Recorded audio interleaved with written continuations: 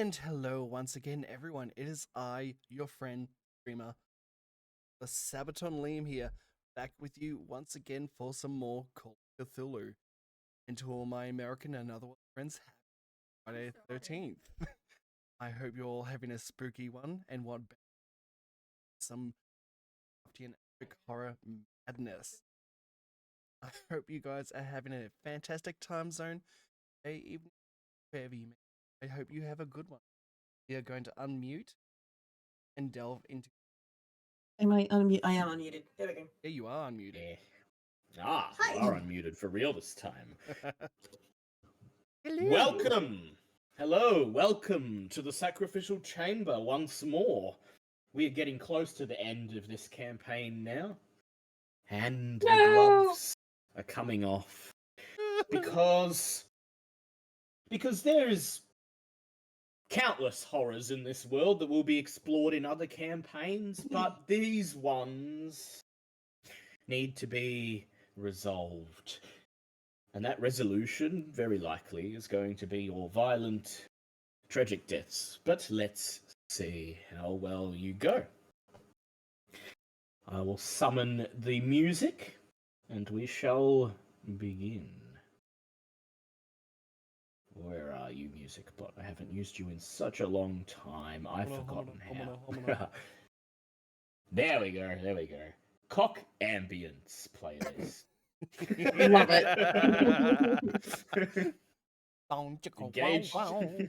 Engage the cock ambience.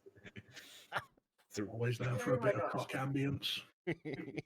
3, 2, 1. Get your cock. Cock. Oh god. Welcome back, everyone, to the Devil's Swamp. Tonight, we shall set you on a path that will determine the fate of your souls, your minds, and things much further afield. Last time, our intrepid investigators took on the strange case of investigating bizarre cattle mutations, strange lights in the sky, things that in our modern times you would simply call a UFO, the type of tinfoil hat paranoia that serious occultists don't give a second glance to. But our investigators are deep enough in at this point that they took the bait. And their investigation led them once more into the Hockomock Swamp, where they learned that through whatever sequence of events had allowed it to happen, a great, terrible creature had found its way into our world. A Shantak, a towering, colossal, bat-like, nocturnal predator. In the Shantak's lair, our investigators discovered the source of the trouble, a swirling vortex, a gateway to another place or time. And in the struggle to escape the Shantak, our investigators were separated, with Dominica hiding in the scrub of the swamp and fleeing when she had the chance. Without a scratch on me. Without a scratch on her, while Blake succumbing once more to the ravages inflicted upon his mind. Driven by the voice of Yig, took a hold of Edna and ran with her straight into the swirling vortex. And that's where we left off last time. Blake. Yes. Blake, you're coming to, emerging from a haze, from the world's most intense adrenaline rush. The events of the last few moments flood at once through your mind, the sneaking towards the Shantak's lair, discovering that the thing had taken off after your companions, the desperate struggle to get to safety, the warm, tickling embrace of the portal. You blink and you shake your head. And you realize, Blake, that you're standing not in that clearing in the Hockomock swamp, but in somewhere else entirely. Your boots sink into the deep orange, nearly crimson coloured sand around you, surrounded by towering sand dunes. The sky above, decorated with stars you do not recognize. A cold, windy, silent desert. You feel a sharp impact on your rib that jerks you back to attention, Blake, and you realize that you're still clutching Edna, half conscious but desperately, feebly fighting to escape from your grasp. She takes advantage of the momentary confusion and elbows you hard, forcing you to finally let go. She pulls herself away, and Edna, you feel your eyes widen as you look around, take in these alien surroundings, and realize that you are far from home. I'm definitely hallucinating because I've got a lot of blood loss on board. Off board, I should say. Where are we? Oh my god, Edna, are you there? Edna, are you okay? No, I'm not okay. I feel like I need a drink. I assume in the packs we bought at shop before we went in the shop, swamps have water canteens. Go ahead, and I'd like the both of you to roll me luck checks, please, and let's see if you happened to be carrying the pack with the thing you need. Is that luck check? So what's that? That's a D100 in it. Yep. So just roll against your luck. Roll I against got the- a 27 out of 31. I got a 40 out of 42.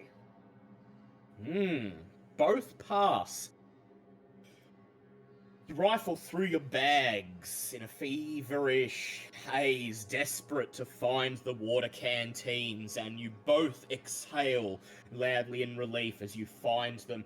Edna, you rip the canteen out, and you don't even know how you get the lid off. The next thing you know, you're feeling the metal on your lips, and the warm, stale water trickles down your throat.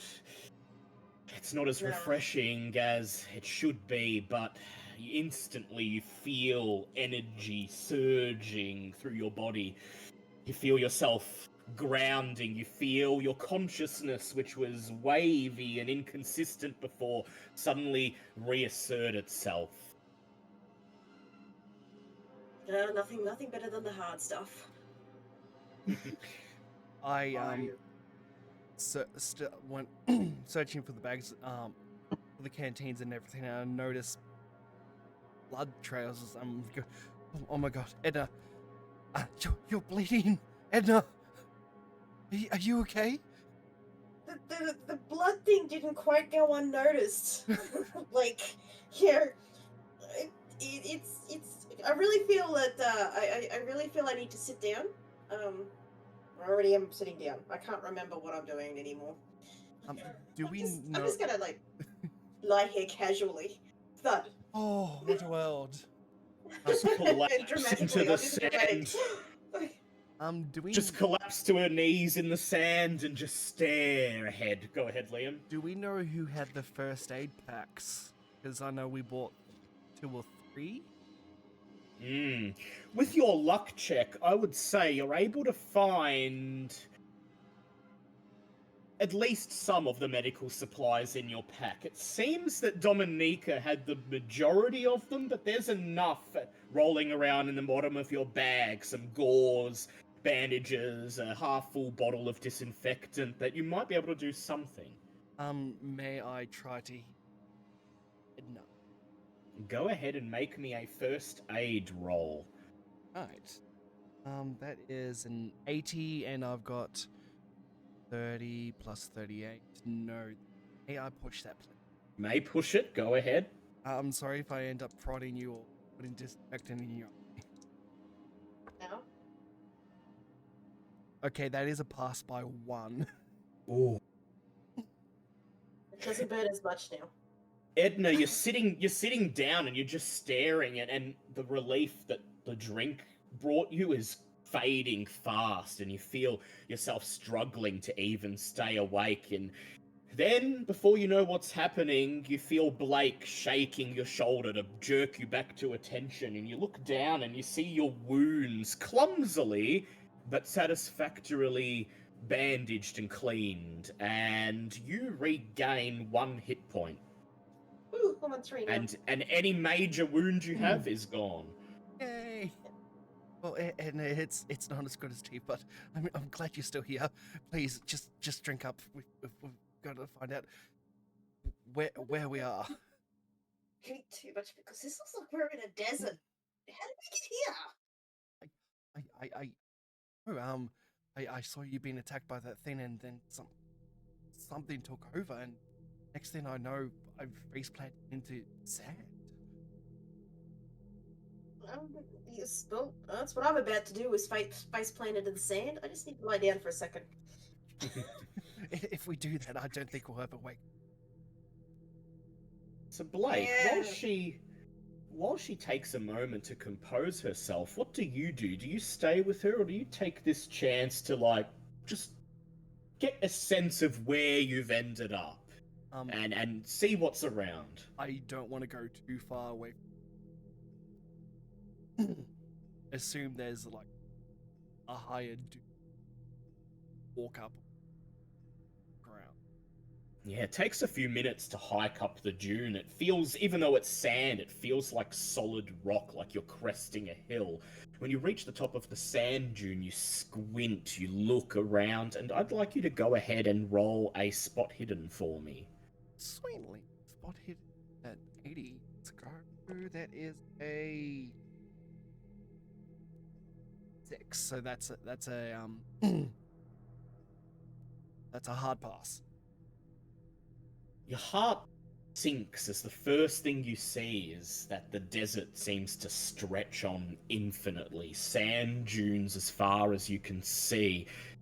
But then you see that they don't seem to be empty. You can identify 2 landmarks on the horizon. The first, roughly to your left, is what appears to be a large stone structure, a long cylindrical tower-like building with a great dome for a roof, like a monument to some unknown god. And in the opposite direction, you can see the jagged ridge of a tall mountain casting a shadow over the sand dunes. And when you squint, you think you can make out tiny pinpricks of light dancing around the base of the mountain, almost like campfires. The third thing you see, and normally I'd ask for a sand check, but you are at the moment temporarily insane, so I will just say it doesn't really concern you that much when you take a step forwards, feel your foot sink into something, and step down and stare down and see that running through you and onwards in the direction of the great mountain with the campfires is a series of tracks, footprints in the sand, deep circular indentations that indicate the passage of some creature. But that creature is nowhere to be seen. What do the tracks look like? They look like nothing you can identify, but I will allow you to make a natural world check or an education check if you like. Education, please. That is a 78 out of an 80. Oh, poorly. So the first thing you notice is that the tracks are more like holes in the earth. They remind you sort of like tent poles that have been dug into the earth. And based on the spacing and amount of the tracks, you think you're looking at a creature that reminds you instantly of an insect, something with a lot of squirming legs, but large, bigger than you. I back to Edna. Edna, wake up! I've found a few things on the shade, and that's one thing we really need. Now I've seen one place of there seems to be some sort of stone structure. I'm not sure what's in it, but it seems empty. And Shade, get and me out of the sun. there's another place. It's a mountain, and I think it's inhabited, but not sure if we want to go. What do you think? Shade. There's got to be, if this looks inhabited, there might be water. Like, it's that way. We'll The shade, wherever the shade is. well, The mountain. they both have shade.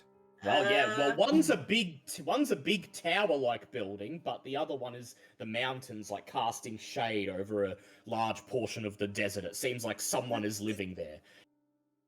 Go to the mountain cart. I also I'll add tracks I've seen.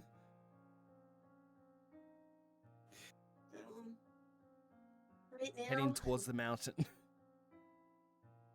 What do the tracks look like again? Sort of large insectoid. Can we go to the tower? Scorpion, Froggy! It's a No, scorpion! we're going to the tower. We're going to the fucking tower. I'm not doing the mountain, so fuck that. Tower. So, because I would, yeah, oh my god, sorry, thank you for scaring the crap out of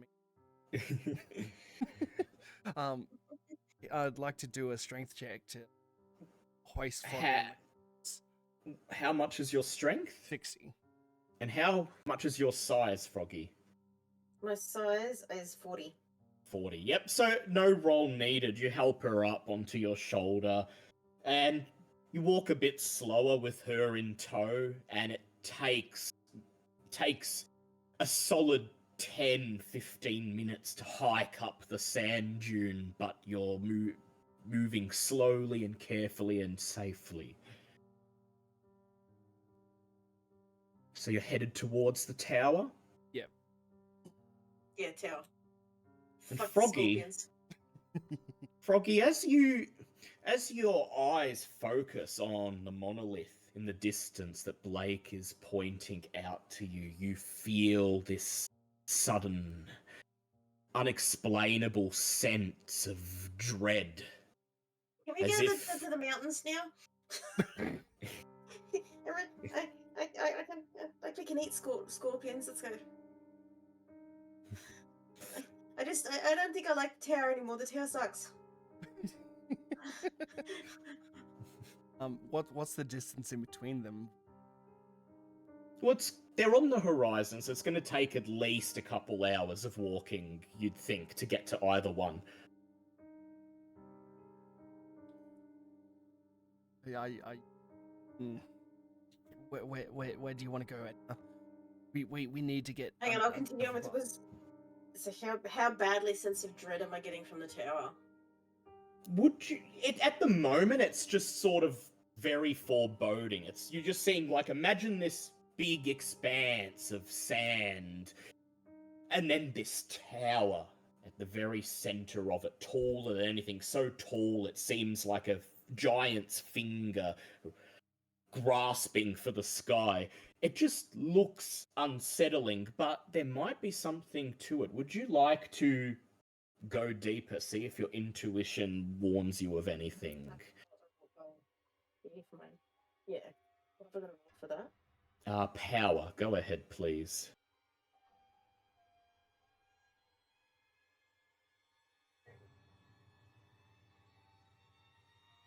That is that's a 50 on a 50. I won't tell you if you passed or failed. I'll simply tell you that Blake's feeble attempts to convince you to calm down fade out as you stare at this tower.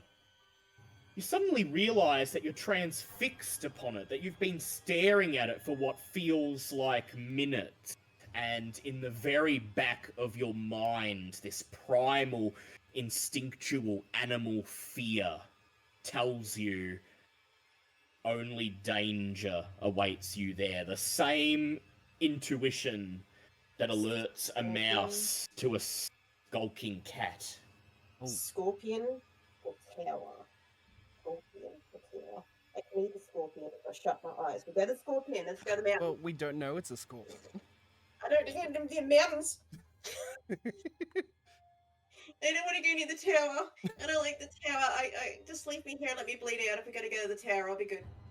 Okay, so like we're going to the mountains.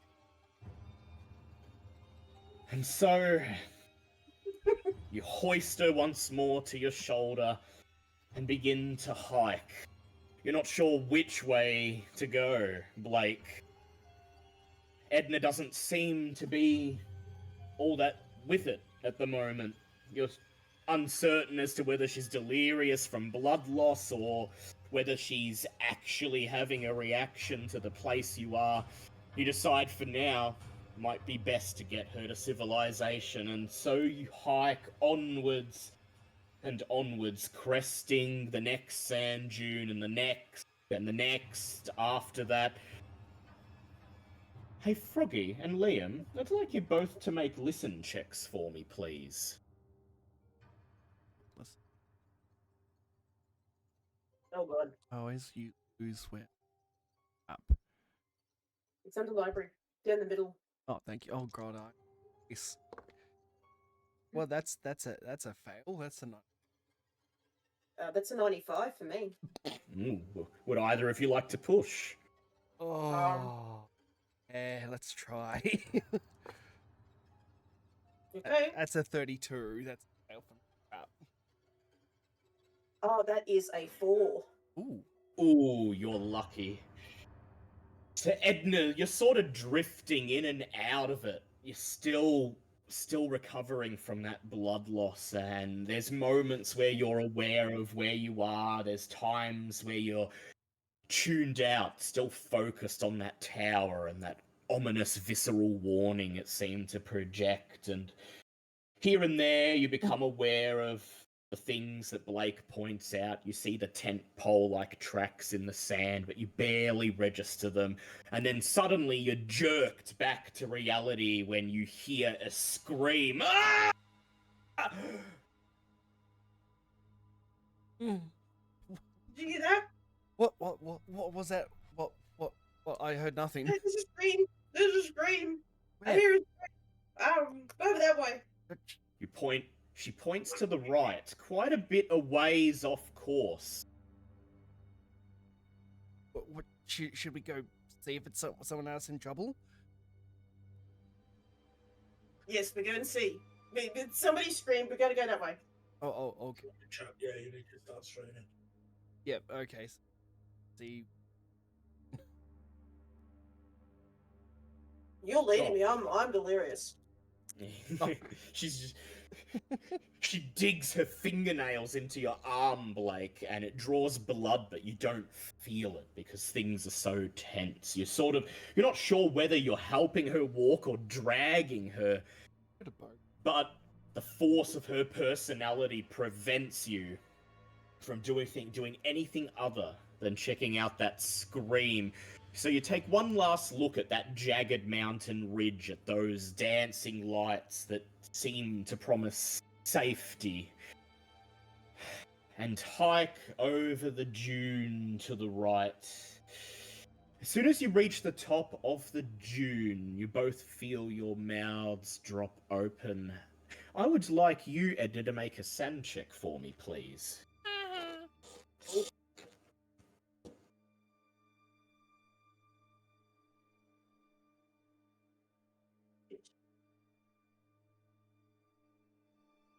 Oh, it's a 28 out of 46. Ooh, that's a pass. You lose one san only, because at this point, Edna, you're used to the mundane horror of death, and that's what this is. You stared down, and at the base of the next sand dune, the sand sprinkled red with blood, the blood shining in the starlight above, and scattered around these pools of blood, a scene from someone's worst nightmare. A human hand, dismembered, grasping, reaching for something in the air it will never find.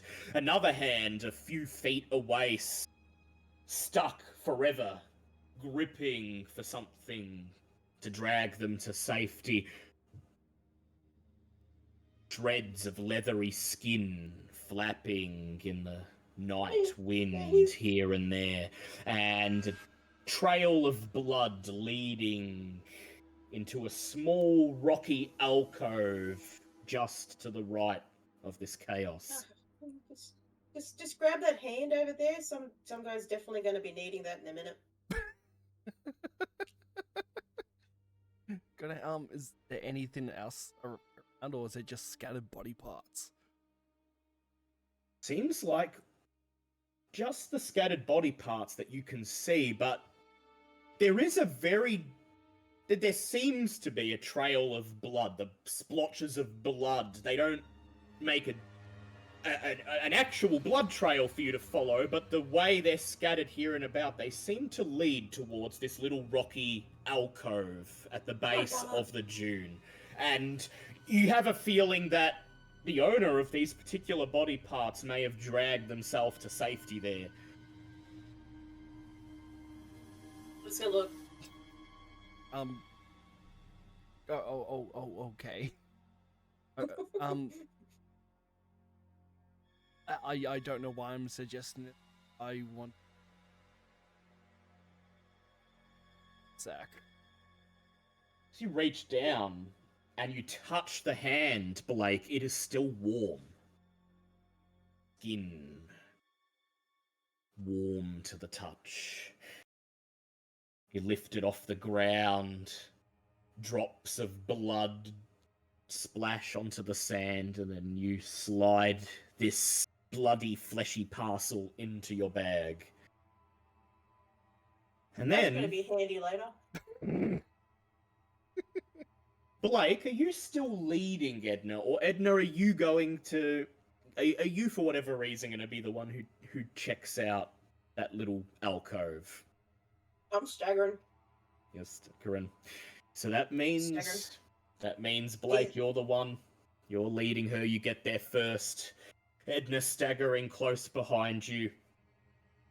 You descend down the side of the dune into this little pocket where large jagged rocks have carved out a little alcove, a cave embedded in the sand, like a little sand castle that gives the impression it could crumble at any moment. And there, cowering against the rock wall, covered in blood, reaching out a handless stub of an arm in your direction, is a man.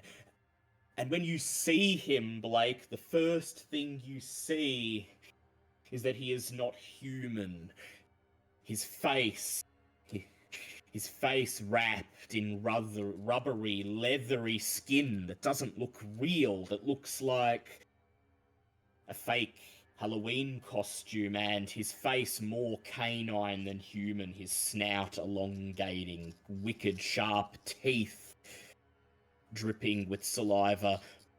And then you blink, Blake, and he's a normal man whose face is screwed up in agony, reaching out for you desperately, silently begging for help. And then Edna crests down next to you and takes in the sight as well. Can I take another couple seconds to blink? Go ahead, make a sanity check for me. The 44, what is sanity? is a pass. The handless man holds out, reaches his stump as far as it can go, and he looks up at you and he whispers,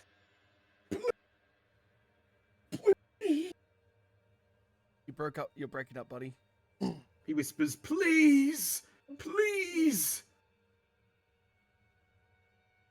Who are you? He looks up at you, and for a moment you see his eyes flicker in recognition. Then his forehead screws up in puzzlement. No, no, he whispers. Edwin, I thought you were... No, he blinks, unsure of himself. You're not Edwin. Who are you? I'm sorry, you've just kind of blew my mind just for a second.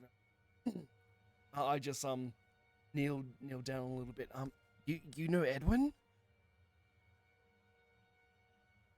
Edwin Nichols, the president of the Preservation Society. His eyes widen as he sees the locket around your neck. You! But... And then suddenly it's as if something dawns on him. His eyes glaze over. His lip trembles. Then Elizabeth was wrong. He takes one last gasping breath and falls back, dead at last. I think I've got the names mixed up. Was that Edward? Edwin Nichols. No, Edwin Nichols, yes, but no, the guy that went into the port named Edward, or have I, like, Edward Darby? Yes, that's correct. Okay, yep, so I've got it. Okay, cool. And you suspect you may have found him. Yes, can I look in his, I assume he's still wearing boots and pockets and stuff. Can I pat down and look for some sort of, identification? Yeah, go ahead, make me a spot hidden check. There's a 20, I was about to say net 20. That's a pass. My spot hit, that is a critical pass. You reach under the fold of his jacket, and when your hand comes out, it's drenched in blood. As you pat him down, you realize he's in a horrible state. His arms, his shoulders, the base of his neck are covered in what look like bite marks from some kind of rabid animal. It brings to mind a man torn apart by rabid dogs. And the only thing of note that you find on his person is a satchel. A small paper satchel. You open it up and out slides two things. The first, the Haynes College faculty ID, confirming that this is indeed Edward Darby, Professor of Anthropology, or at least the Professor of Anthropology in the late 1870s. The other thing in the satchel is a scuffed, dirtied scrap of parchment upon which Darby or someone else seems to have scrawled a rough hand-drawn map of the surrounding area. The mountain, or what you're heading towards that you regard as the mountain, is listed as home. Meanwhile, the strange tower you saw in the opposite direction is labelled Monolith. A bit further on, past where you are, past where Darby met whatever gave him his ultimate fate, a question mark has been scrawled on the map, indicating that he was headed towards something. I look at Ed and go, Ed, I found Edward, the missing anthropologist professor. What, is he still alive? If he's still alive, he ain't happy. Oh dear. Um, What, can I quickly scan the area to see if he would be safe for? Yeah, go ahead, make another spot hidden check for me.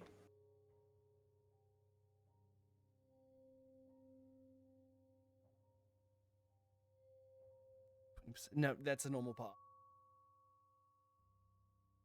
Huddled in the little cave with Edna and what remains of Darby, you scan the surrounding area. There's no signs of movement, though you do notice what you missed before, distracted by all the blood, and that's that there are tracks. Tracks suggesting that whatever attacked Darby was forced to scatter in a myriad of directions in an instant, as if they were feeding and were interrupted.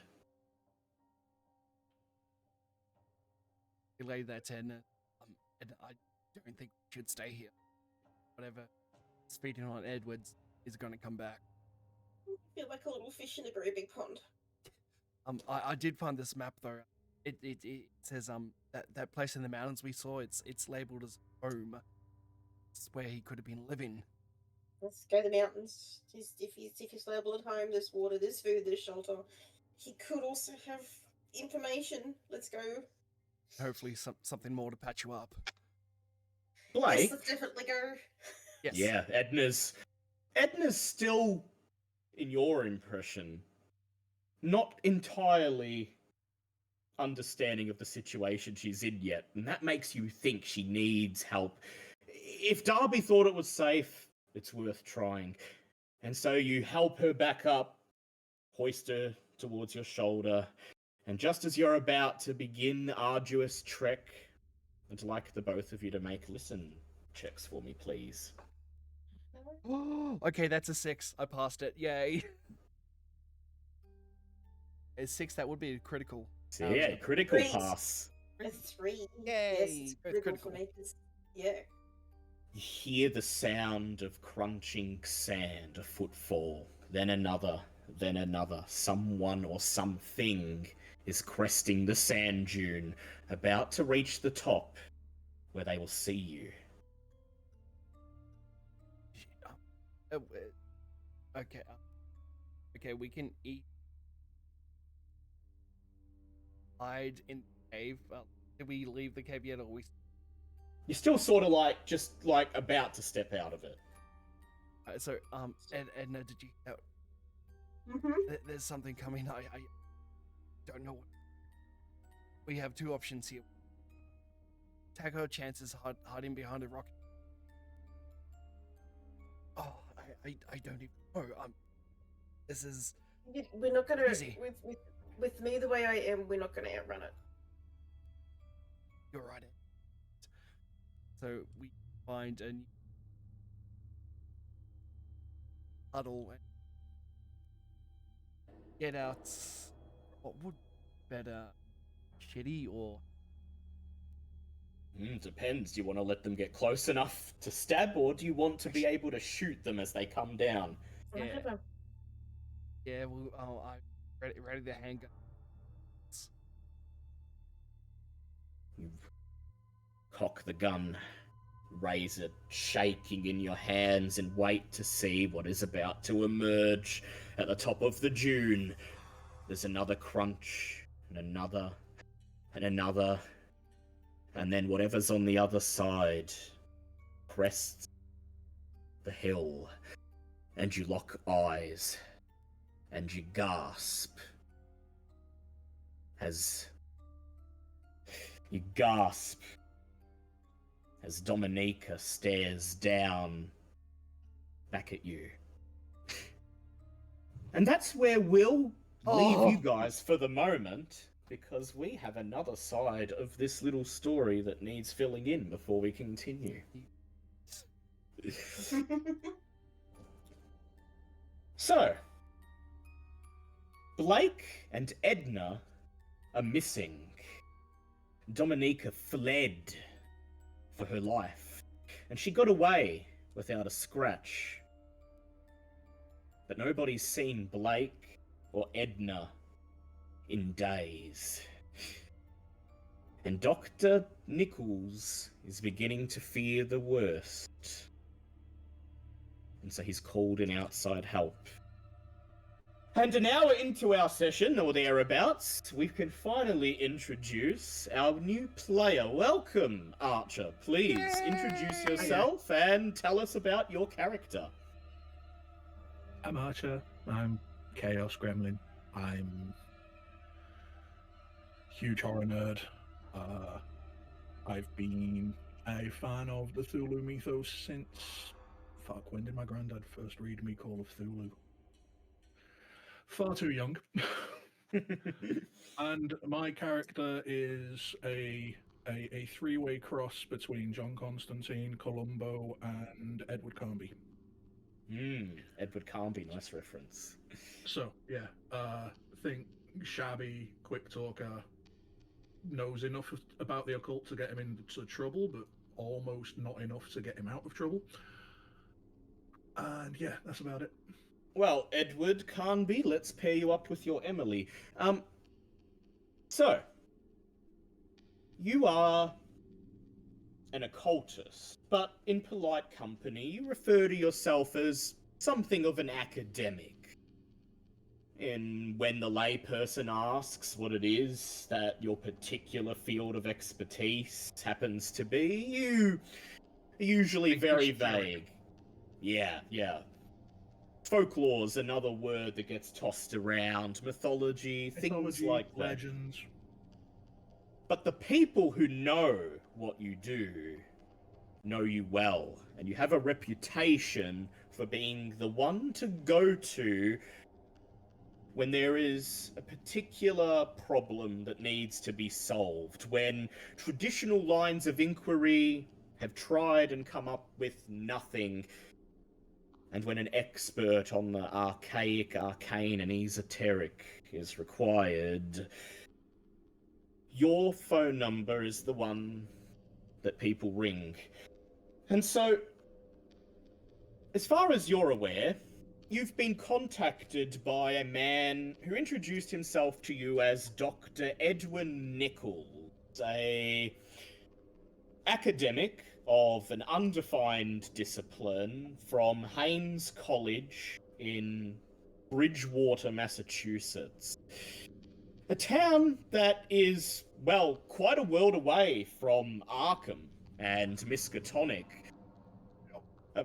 A place that more resembles the Bayou than Massachusetts, a place that seems to be out of another time. It is right in the center of the Bridgewater Triangle, centered on the Hockomock Swamp, a place that is notorious for strange stories and bizarre encounters. And so, needless to say, you jump at the chance to get involved when he says that he'd like you to come down to Haynes College and assist what he refers to as the Preservation Society with an ongoing inquiry. And so, here we are today on what appears to be an ordinary late autumn, early winter's day. You're stepping out of the train station, out onto the busy, packed main street of Bridgewater. And standing on the periphery of the hustle and bustle is a man who, to your reckoning, appears to be impossibly tall and thin, more like a matchstick than a man. He's dressed in a black suit that somehow, even though itself is tailored to his form, seems to be baggy, seems to make his actual body look even thinner than what's under all the cloth. He looks up at you with a unremarkable moon-like face and waves. Seems to recognize you. I head over to him.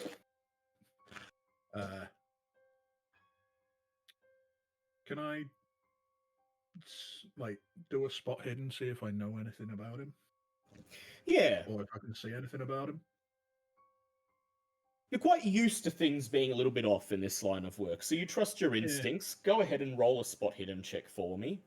That is just D100, isn't it? D100. 93. Take. You may push this if you like, which means you can roll again, but if you fail, the result may be worse. Not necessarily, always will be, but it may be. I think I'm happy enough with a 93. 93. You take a few more cautious steps towards him, dragging your luggage behind you, and he waves, again beckoning to you with a slightly confused look on his face. You notice in the early morning sunlight, his skin appears rather pale, and As he does this, I've got a hand in my jacket pocket, just slowly cocking back the hammer of my pistol. he waves once more, and in a surprisingly raspy voice, the man simply says, "Haynes College, you got business with Dr. Nichols?" The intonation is strange. That's the first thing that you register. I do. The pale man holds out an equally pale hand. "Jonathan Waite. I'm with the Preservation Society. I thought I'd come get you, you know, just so this can be gotten dealt with." Thank you. I'm gonna decline to shake your hand. It's not personal. I just don't like human touch, to be honest. Where is Dr. Nichols? He smiles at you as he withdraws his hand. He doesn't comment on it. He just beckons for you to follow him and says, "I've got the car. Uh-huh. I'll drive you straight up to Haynes. Right up into the library building. Town can be busy this time of day, you know. Not too many taxis free around here." I think I'd rather walk. I'm all right. Yeah. The library's just still with the rest of the college campus up at the other end of town, yeah? Doesn't respond, he doesn't nod, he doesn't shake his head, he makes no movement at all, he simply blinks. And he says, "As you wish. I bid you a good day." He reaches up to tip a hat, even though he's not wearing one, and then without saying anything else, he turns on his heel and steps into the hustle and bustle. Fucking weirdos. Alright. I head up towards the college, just watching around and taking in the faces and trying to observe all of the weirdness going on around me. You start to make your way up the main street, still dragging your luggage. This is busy by Bridgewater standards, but by Arkham standards, it's no problem for you to weave in and out of the people, and without making contact with any of them, just get a read of the general sense of this town. Go ahead and roll for me either a psychology check or an occult check to get a sense of what you've stepped into.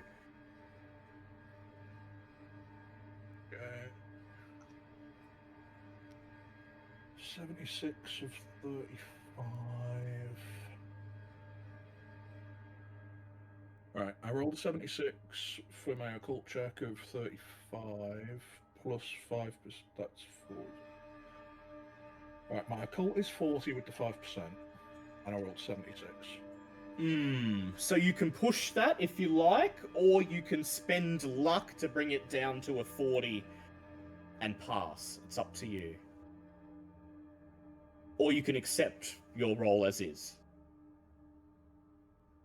Can I spend luck to bring it down to a 40? Yep, but bear in mind that will be a lot of luck. That'll that be a you, lot of luck. you do have an occult of 40, so I will give you some information even if you failed, but it's up to you.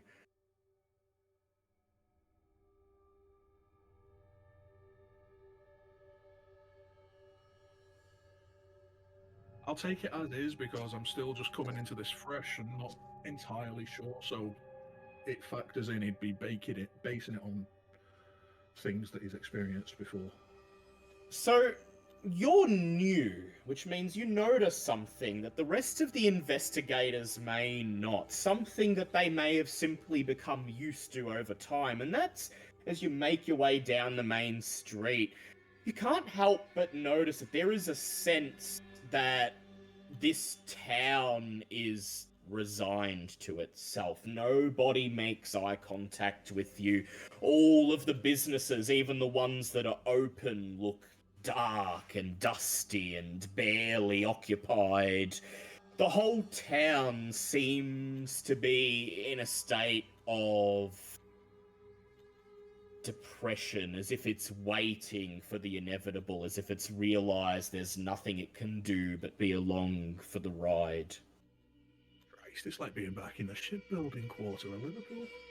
A little bit of England in New England, one might say.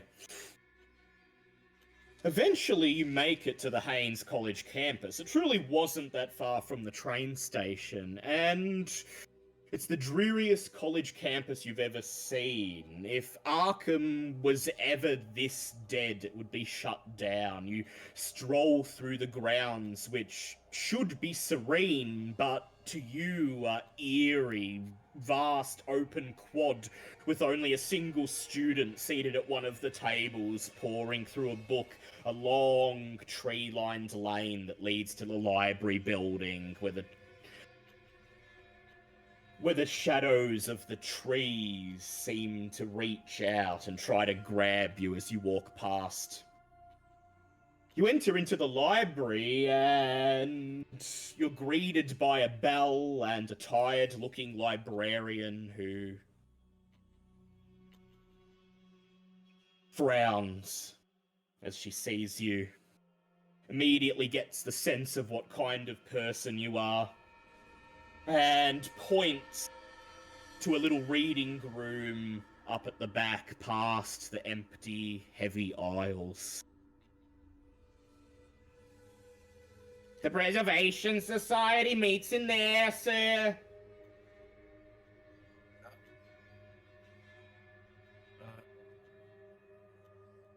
What's going on with this place? Why is it so dead?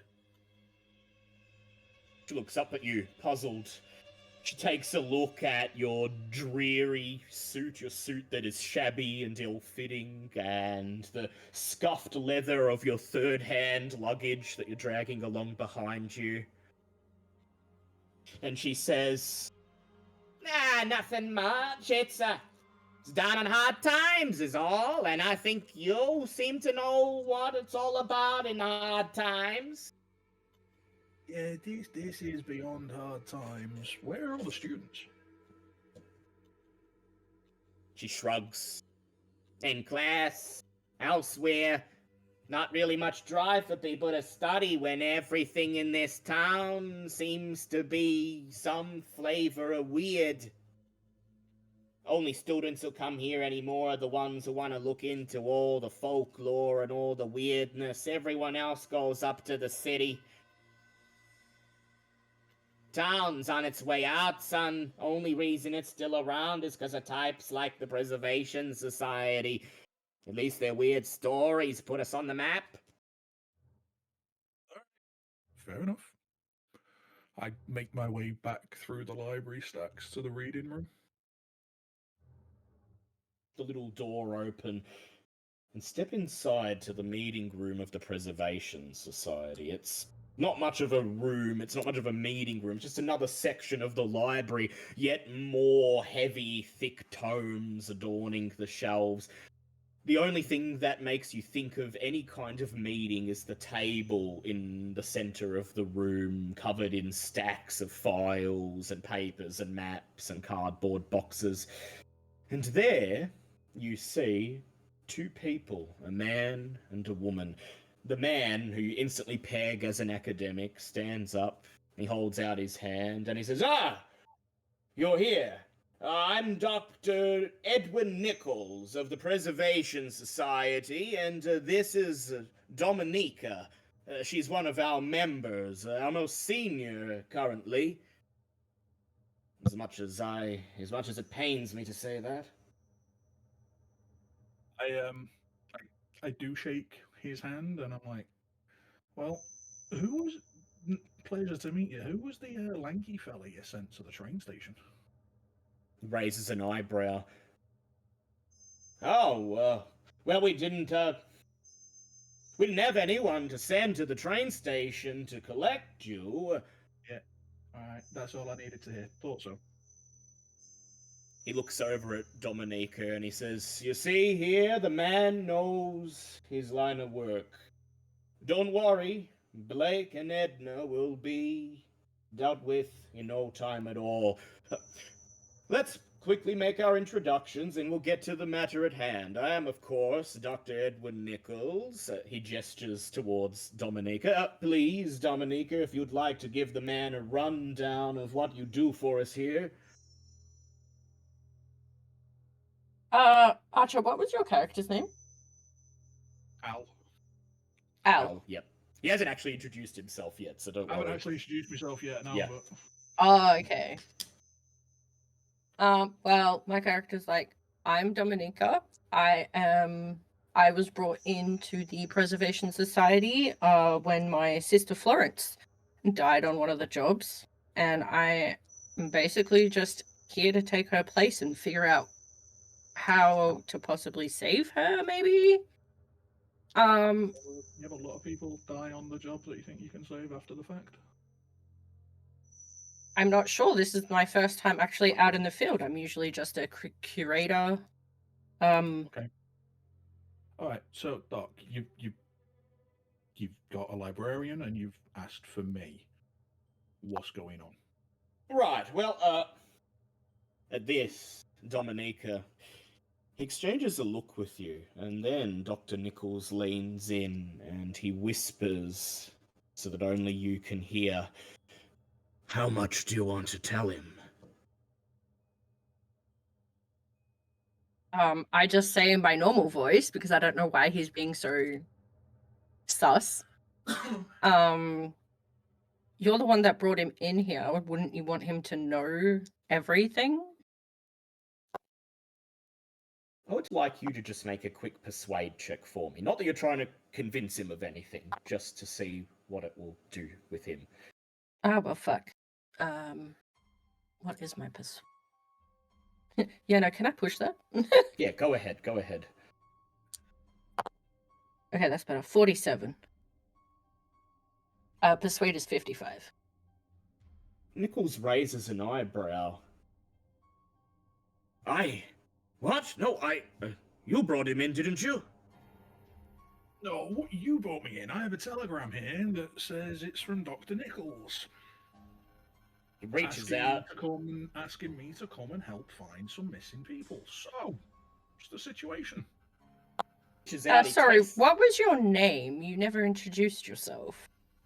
My name's Al Kelly. I'm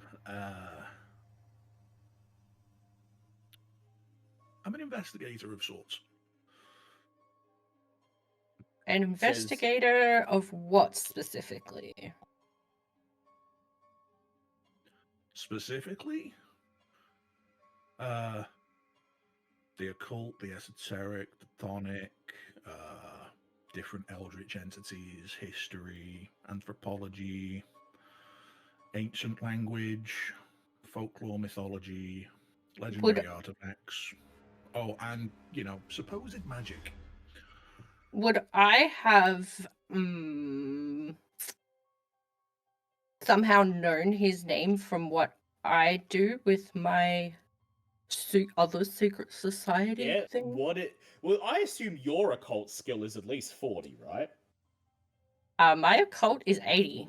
Yeah, you've definitely heard of him. You've never seen the man, but anyone who's into this aspect of the universe has seen his name on papers and journals and things of that nature. Oh, so you're the L. Kelly. I've heard of you. I don't know how I'm meant to take thee. What do you mean by thee, Al Kelly? Oh, I just mean that I know you from your various writings and whatnot. Oh, okay. Yes, I remember, says Dr. Nichols, a case against the Pangean moose and other works such as that.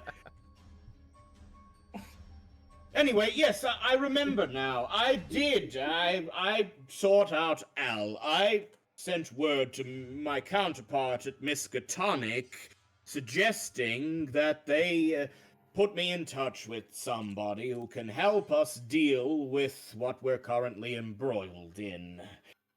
Now that the confusion's out of the way, it's wonderful to finally have you here, says Dr. Nichols. Happy to be here, happy to be doing the work. Still haven't actually told me what's going on. Let's get right into it. So, the Preservation Society, you understand the gist of what we do. We look into all aspects of weird. At the moment, we're trying to get to the bottom of a particularly nasty situation. What appears to be an extra-dimensional or extraterrestrial entity has currently taken up residence in the Hockomock Swamp just outside of town, is already preying upon the outlying farms. I sent the Preservation Society in to investigate, and according to Dominica here, they located the creature's nest, but only she returned. My other two operatives, Blake and Edna, never emerged from the swamp. Now, ordinarily, we would handle these sorts of things internally.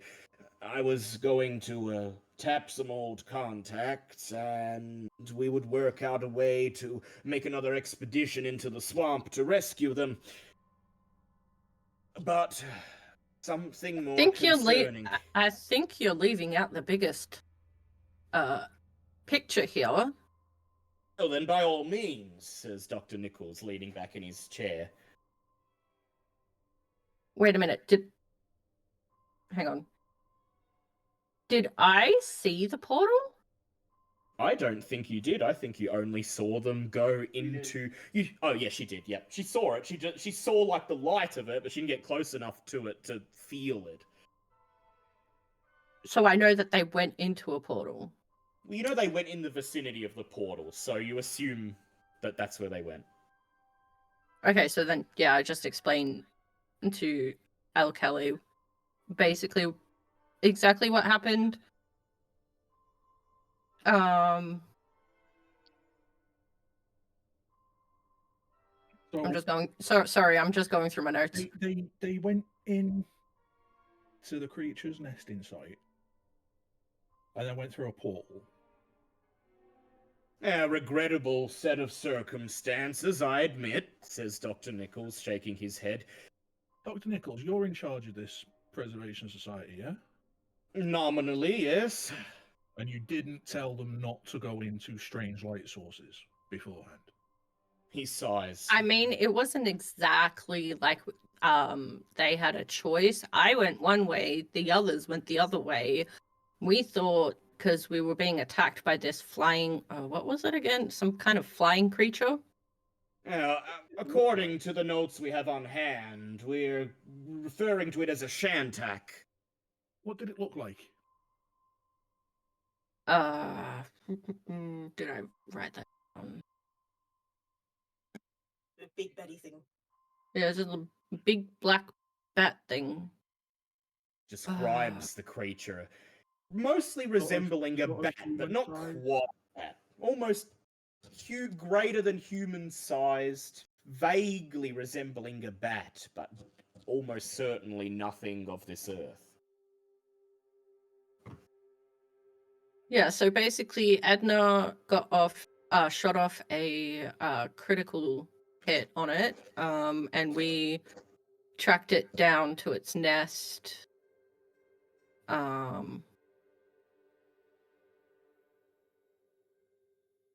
I was hoping that we could like track it down and then come back and wait for like Teve or something to return. Yeah, so Teve Serwin, by the way, that would be our other operative, the one with the most familiarity with the swamp. Unfortunately, he's attending to business in Australia, hence why we've had to call in outside help. Right, well, from what you described, like giant bat-like, did it have horns?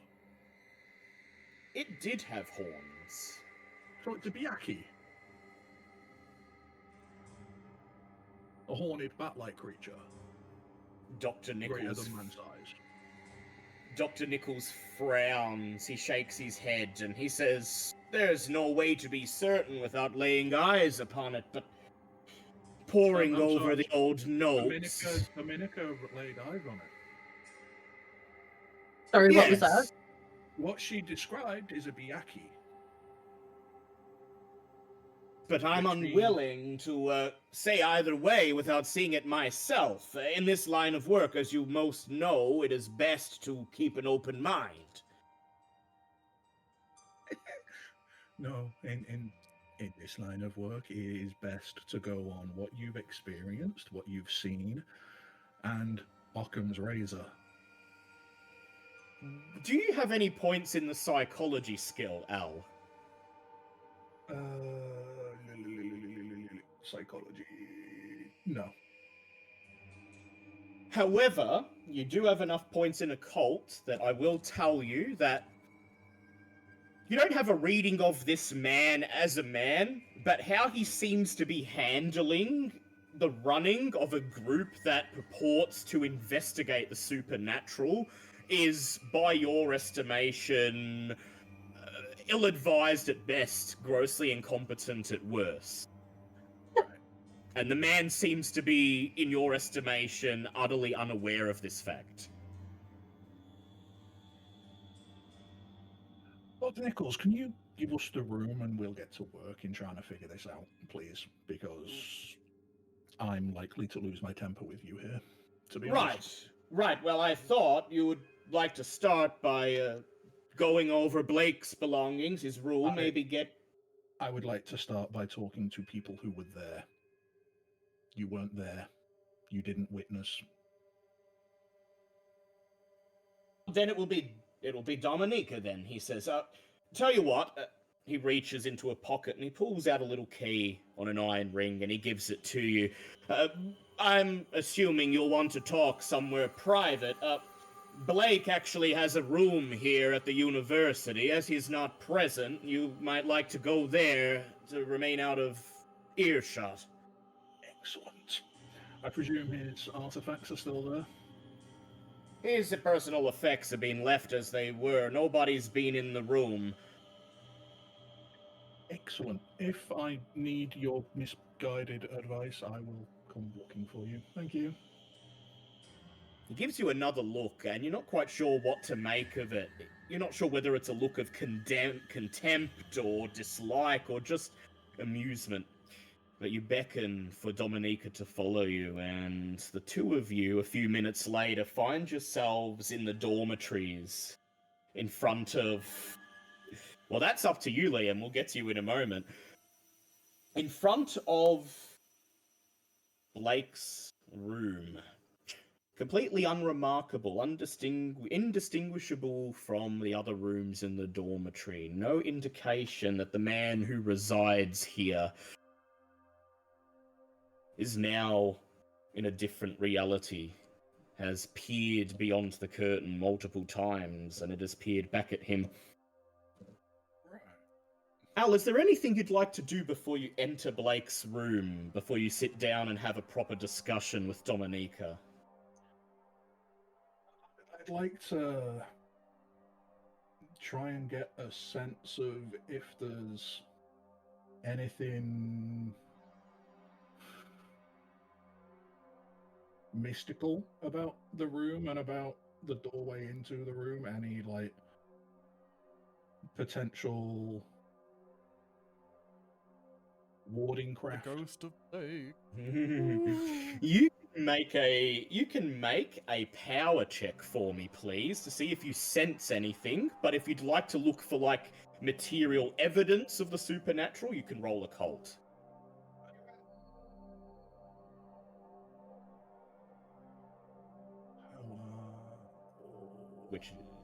Which is a attribute, not a skill. If you're having Yeah, trouble yeah. finding it. I'm just trying to figure whether I should do power or physical. I doubt there'd be anything physical because then it'd be obvious and people might inspect it. It might go off wrong. So I will roll for power. That's 90 over 75.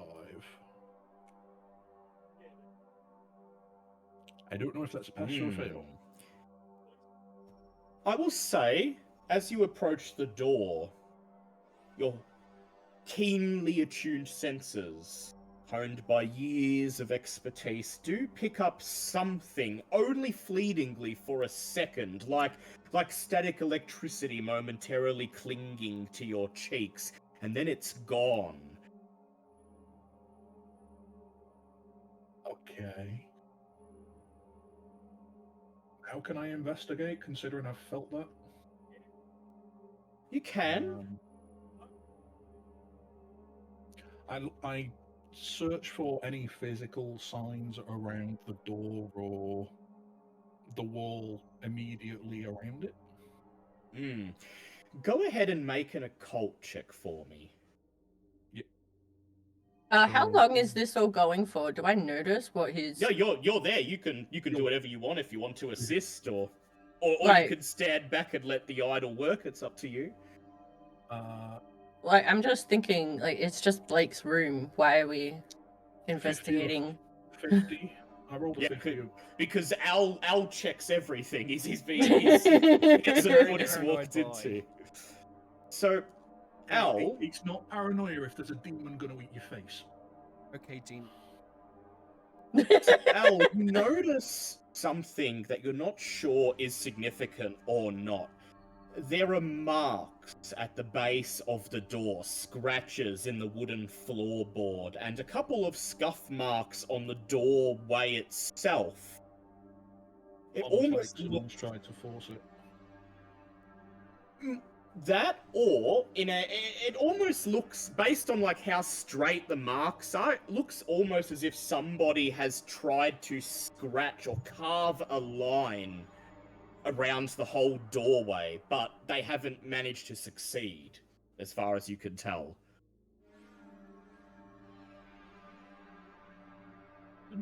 Dominica, have those marks always been here?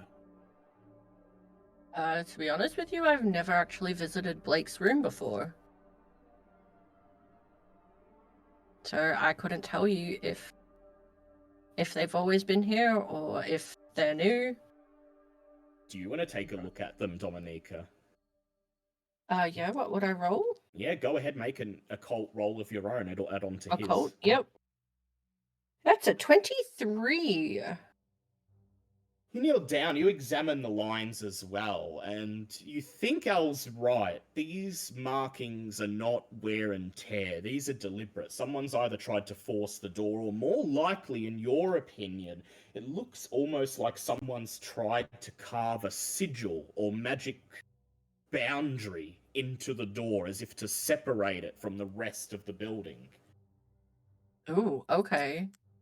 It's been warded.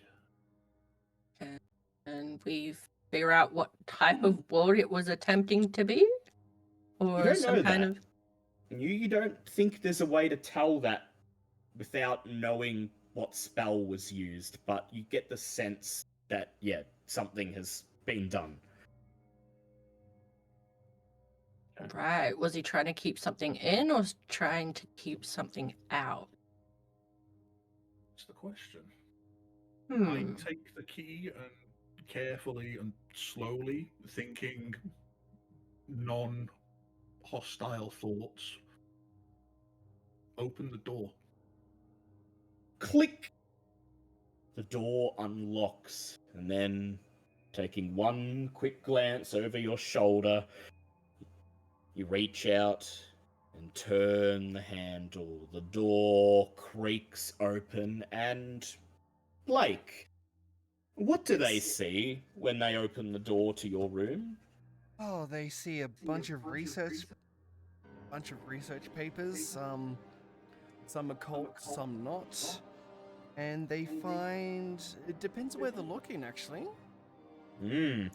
Piles of research materials and occult books and papers, most of them, Al and Dominica, you instantly peg as not really being of any note, like things that you would buy at any random bookstore, the things that barely scratch the surface of the occult, but buried here and there among them are more esoteric titles.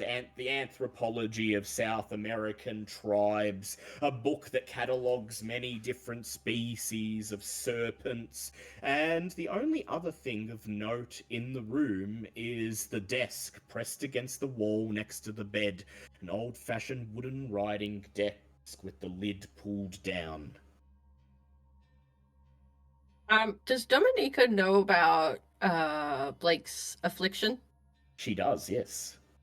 Okay, this is probably the point where I should tell you, Al, about Blake's affliction if you're a bit Affliction? confused or worried about his contents in regards to like the serpent, I guess, stuff.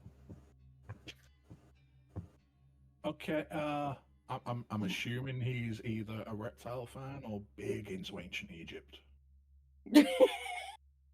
Lizard people are real. I forgot my tinfoil hat. Okay. Okay, so he's a Doctor Who fan. Okay.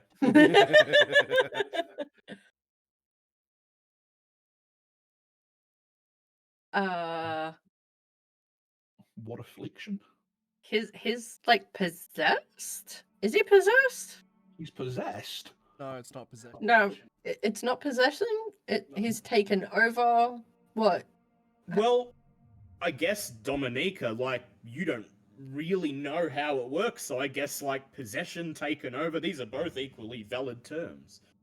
Yeah, you wouldn't. So I guess according to you.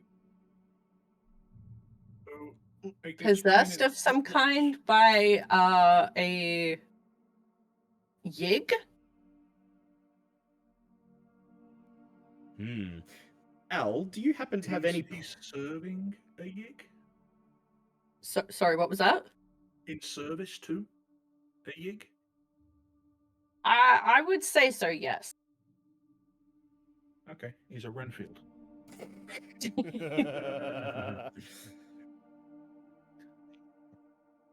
Yes. Do you Yeah, have any just- points in Cthulhu mythos, Al? No, you told me not to put Yes, any I don't. into Cthulhu mythos. So you don't know what Yig okay. is, but you do know that you do know enough to make an assumption that this Yig is probably nothing good, and you've certainly become familiar with the concept of Renfields in your line of work. Yeah. Yeah, so just going from like all of his books and research and stuff, it kind of looks like he's been trying to look into what he is, I guess. Just out of character moment. We're allowed to swear? Yes. Yeah. He's fucked is what he is. I mean, this is why I said an outsider sometimes catches things the investigators may have grown accustomed to. Right. Okay. How long has he been afflicted? As far as I know, since before I joined. Oh yeah, he's fucked. Okay. Yeah. So, Al, in your professional opinion, Fuck what it, to what's do your now? leave? Can I just Oh, step in and check out the desk? Yeah, if you want. Yeah. Make your way. You're both sort of instantly drawn to this desk, and as you move over to it and you try to lift up the lid, of course. I'm just looking at it and I find myself You got it? muttering to myself, why is a raven like a writing desk? Oh my god. Why is a raven like a writing desk? So, Dominica, you're the one who tries to open it, and you find it, of course, to be locked. Hmm. Physically locked? You're not sure. Would you like to lean in and have a look? Sure. Make me a spot Yeah. hidden check. 61, spot hidden is 74. 24. You lean over. You don't see a keyhole on the desk. That's what throws you off. You can't open it. And when you look for the keyhole, you find nothing. That's Is when there you some- notice. Yeah, I was going to say, that's when you notice at the back of the desk a scuff mark on the very corner leading to the back of the desk. And when you crane your neck around and look, you see that somebody seems to have jammed a block of wood in the back of the hinge so that the lid won't open. I remove the wood. Remove the wood, and sure enough, the lid slides open. And Al, I presume you're very carefully watching as she does this. I am indeed. So you're the one who gets to make a spot hidden check now. 71. The lid of the desk slides open, and the desk, surprisingly, is bare, save for a single white envelope. There's no name scrawled upon it, no addressee. But for a split second, you, Al, can swear as the desk is opened, that envelope gleams as if it gleams as if it's a beacon of light for a split second before rendering itself inert once more. Okay. Can I You do a gonna code check just- on the envelope? Sure can. On the envelope there, the wax seal. Sidonia.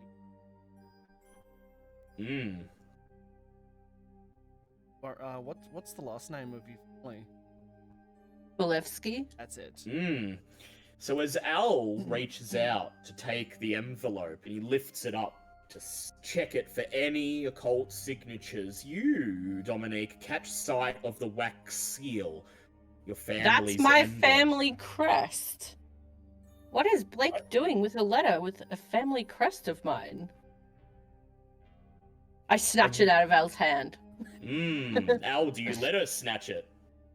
Yeah, I look shocked, but I let it. She snatches it out of your hand and you tear it open. Wait, And okay, too late. and Blake, what do you see inside? What does she see inside? She sees a letter to Florence. And it reads, Dearest Florence, I hope you never find this letter. If you have, it means I'm no longer of this. Ever since you reached out to me for my academic research, I knew I found it someone like-minded. Wanted to delve and dig into the darkest corners of the earth. I wish I could have told and time. I was hoping we might be. I have grown quite fond of you. Told you. Oh, listen, me.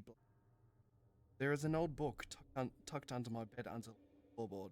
You'll find everything there you need. Pocket watch. With love.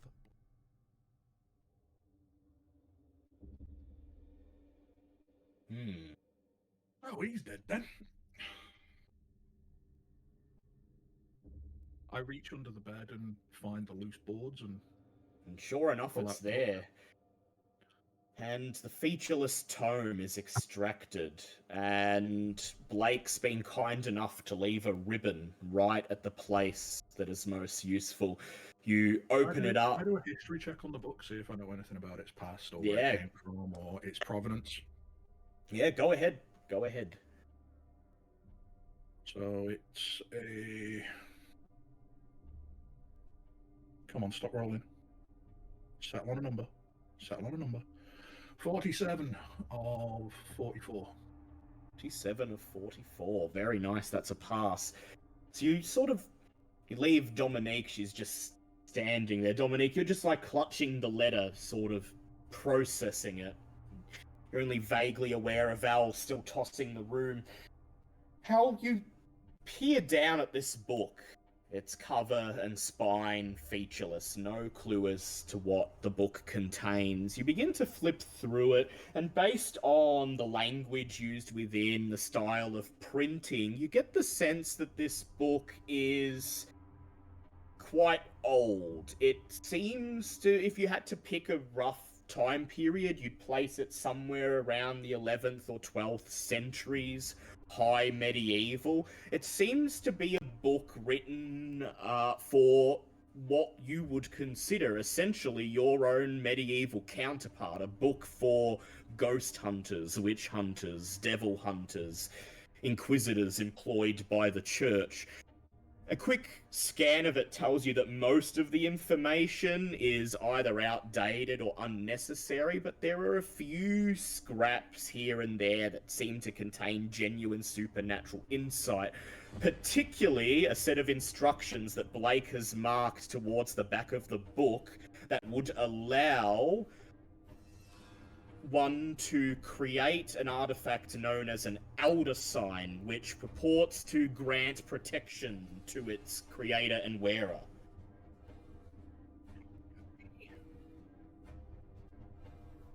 Dominica, do these illustrations look like anything that Blake had on him? Or You look said like the Elder Sign. anything- Is it the same Elder Sign as on his pocket watch? Yep, it's right there in the book. Okay. That sign looks exactly like the same symbol on Blake's pocket watch that he uses for protection. That And on my you have and on actually. my locket. And I have. Oh, I have I my gave blue it color back, locket. didn't I? You used to have the pocket watch. I have the locket. Oh. Yep. I have the amulet Okay. that I got over in Egypt. Yes. Which has the same. Oh, Yes, okay, so then yes. I pull out the pocket watch and show him. Yeah, you have an identical one. She shows you this what you very quickly eyeball as an ancient Egyptian talisman of some description, Al. But the symbol in the book is carved right there onto the gold. Okay. And he still has that on him, or is this the one that he had? I don't actually know now. Is that I something think- she would know? Yeah. Is it the same pocket Yeah. watch? It's Okay. well, it It's the was same- it's the same similar pocket. enough. No, Then- I gave Dominica the pocket watch Ah, yeah, last yeah, time. that's right. Yeah, I thought so. Yeah, so this is his. Yep. All right. Sorry, this it's been is a his month. pocket watch. All right. Well, if he doesn't have it on him, it means we're going to have to work fast. Because that would keep him safer than without. Hmm. What color was the portal that he stepped through? Uh, It might tell us a little bit about. All sure. I can really say is that there was just flashing lights. I do have. Do I have the spells, or do they have the spells for the open portal and the conjure the winged shadow thingy? Edna and Blake would have had those with them. Okay, well I can explain. Actually, I had this Yep. found, Yeah. but I didn't have time. No. I can tell him about the conjure the winged shadow because I did help try and translate the chant. Yeah, so Dominica recounts to you, Al, apparently something that Blake and her found in their investigations. The ritual to a spell that will summon something. A night gaunt, according to the notes. Night Gaunt. Okay. Can I cross-reference that against my anthropology? See if Yeah. I know anything about it from the folklore and histories. Yeah, go ahead.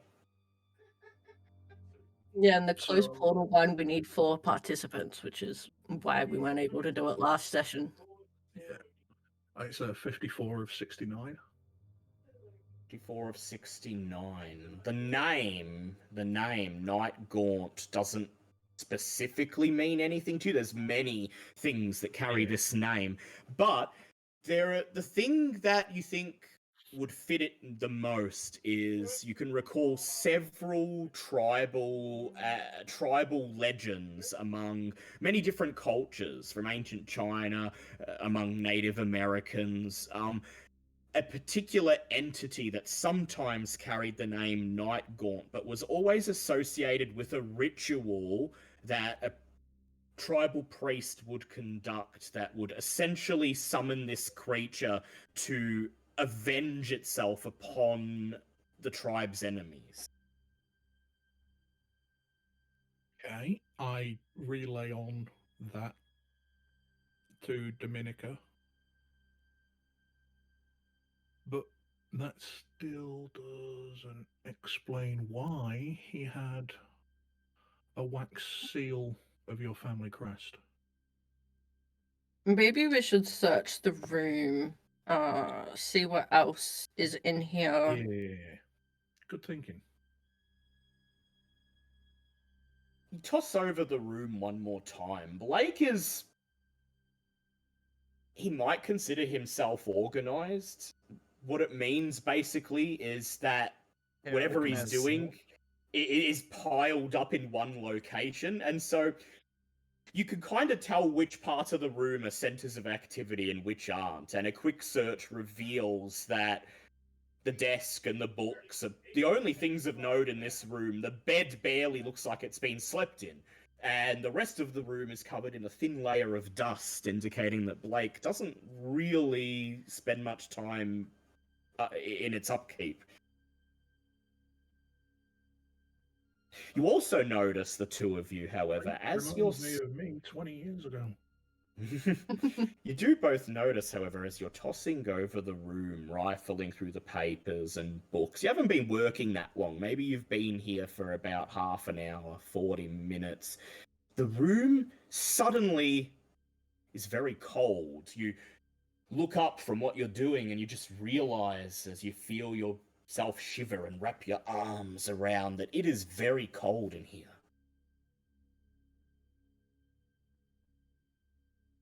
Can I do a power check, sense around for any spookiness? You sure can.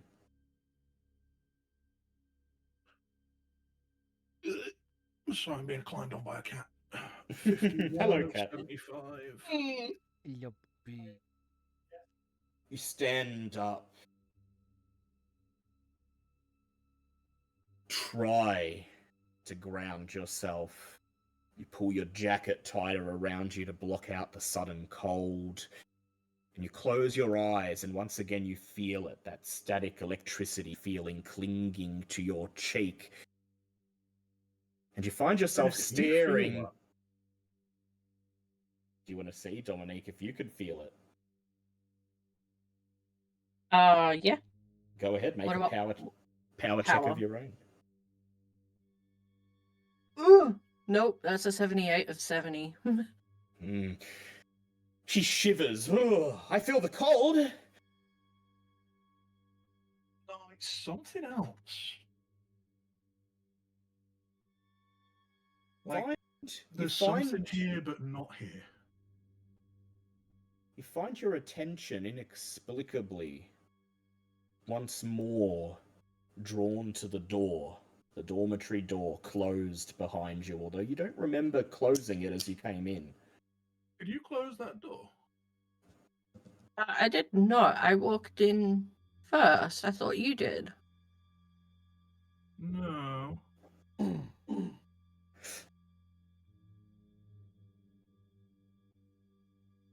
I go over to the door and inspect it again, like looking for if there's more markings or any signs that might give away any spell work that may have been done. You peer, looking for more markings. You don't find any markings, but I would like you, Al, to make a san check, please. So this is you just roll against your sanity, pass or fail. Just a D100. Just a D100. 69. And what's your sanity? 75. Oh, that's a pass, so you lose 1d3 san. Of course I do. You always lose san even if you pass. Involuntary. D3? What is it with this game and not using dice that I don't have? I know, right? Why can't they just be like vampire and use d10s for everything? So you look down towards the base of the door, and without meaning to, you just whisper the words, "Oh fuck," as you see. Yeah, that sounds like me. Orange, almost crimson grains of sand Oh, pouring under the bottom of the door. Uh-oh. I start waving a hand and gesturing to Dominica to see if she sees it. Do I see it? You sure do. Ah, no. What is going on here? That's comforting. I thought I was seeing shit again.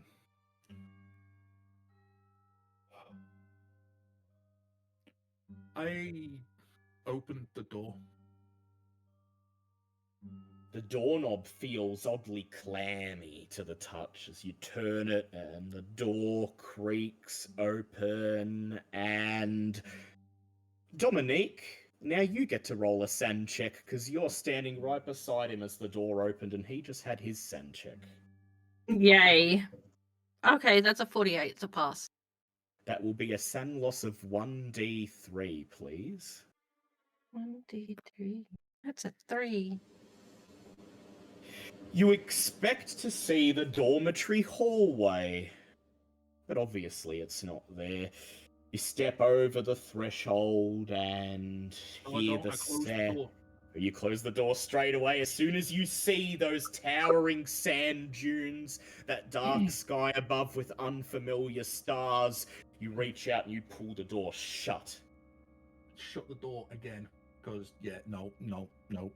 You open it, pull it shut, open it, pull it shut, each time greeted with this place that is not Bridgewater, Massachusetts.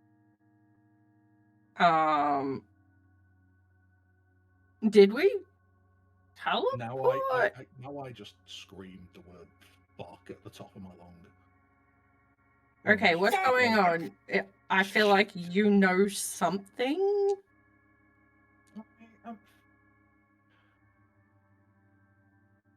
Okay. What am I missing here? When I was a teenager, my stepfather tried to awaken Shub-Niggurath, and Oh no. This was through the door. I've been here before. I've been to these dunes. I No, I don't want to be here. I can't be here. Awesome. Good time. What happened? Well, let's put it. He didn't succeed. He died. I killed him. Oh, I would like the two of you to make listen checks, please, before your conversation continues. feck, it's base. 0, 0, 0. That's 100. Oh, no, it's not. 100 would be Oh, no, the listen, one. it's 50. My listen is 50. 0, 0, 0. No, that's all one. zero. That's yeah. The 3 zeros is 100. Ah, fuck. Well, not woohoo. how about Al? How'd he go? I rolled a 52 on my 50. So you hear something. You don't hear all of what I was going to have you hear, but you hear enough to get your attention. Dominica, you're thinking how to even respond to what he's just said when suddenly you hear from the other side of the doorway, from somewhere off in that other place, You my mummy. Which we a voice. which we are very safely between Yes. wood from. Yes. So you hear somewhere behind the walls, somewhere off in the distance, muffled by wood and sand and space. No, I'm not going to the bloody tower. No, I'd rather take the score. No, I can't go to the tower. Oh, all right, come on, Edna. Come on. We'll go to civilization. Come on. And then the voices fade into the distance. Edna. Who the Ow. fuck is Edna? That's Edna. We were literally just talking about Edna and Blake and everything in the other room. And I explained who Edna is. And what happened again. Yeah, I'm blaming that on the loss of some sanity. Right. So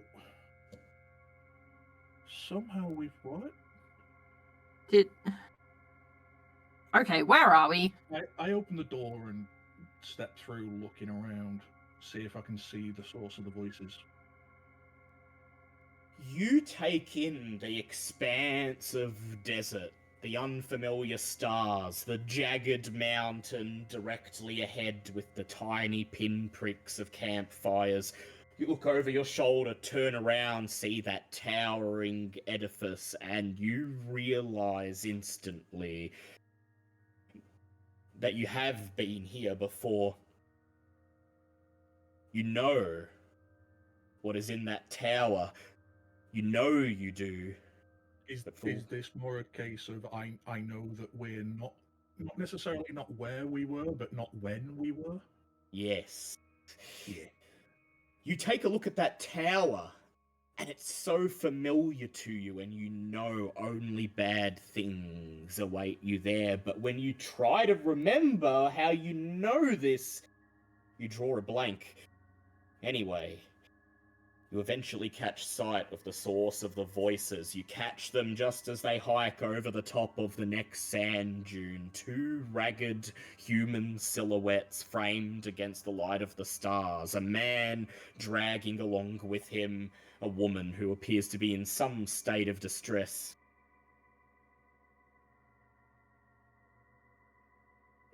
What does I'm just Blake really look confused like? how Blake's room suddenly transported us through the portal.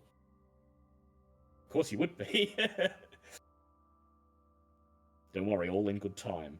what does Blake look like? Skinny, glasses. Very, very handsome, very bookish, nerdish like. A little bit like a strong gust of wind would blow him over. Yeah, yeah. Very, He's about a mile why? and a half that way. What? Yeah. Ha- Actually, How? What's your size, Archer? What? Your size. Like,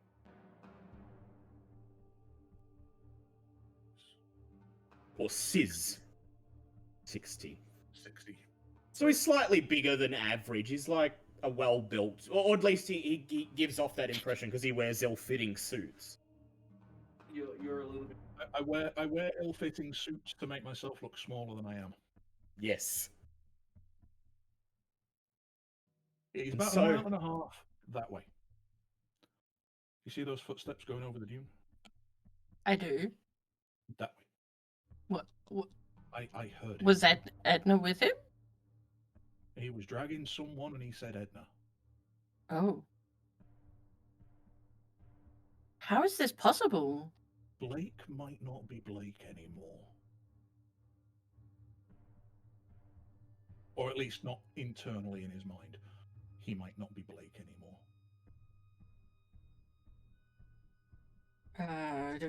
Do we go after them? Bring them back through Blake's room? I mean, I don't get paid if we don't get an answer, so...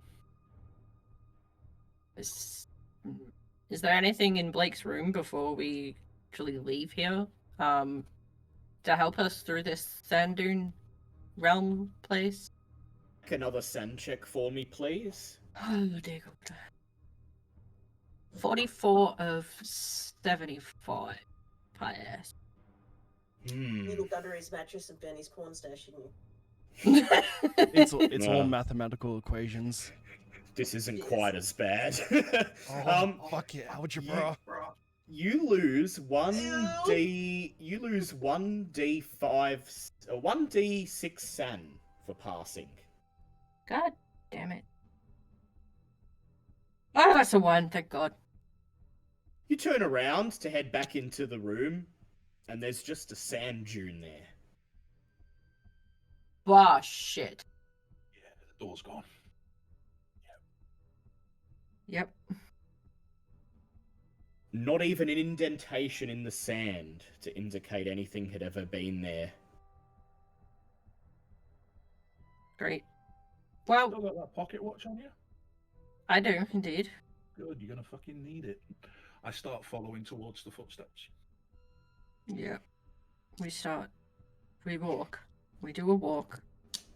And so on you press, crunching over the sand, hiking over the sand dune, then over the next, headed towards the sound of the voice. Blake, Are you my mummy? first, you see Dominique cresting the dune, peering down towards you. And then it's not Dominique, Blake.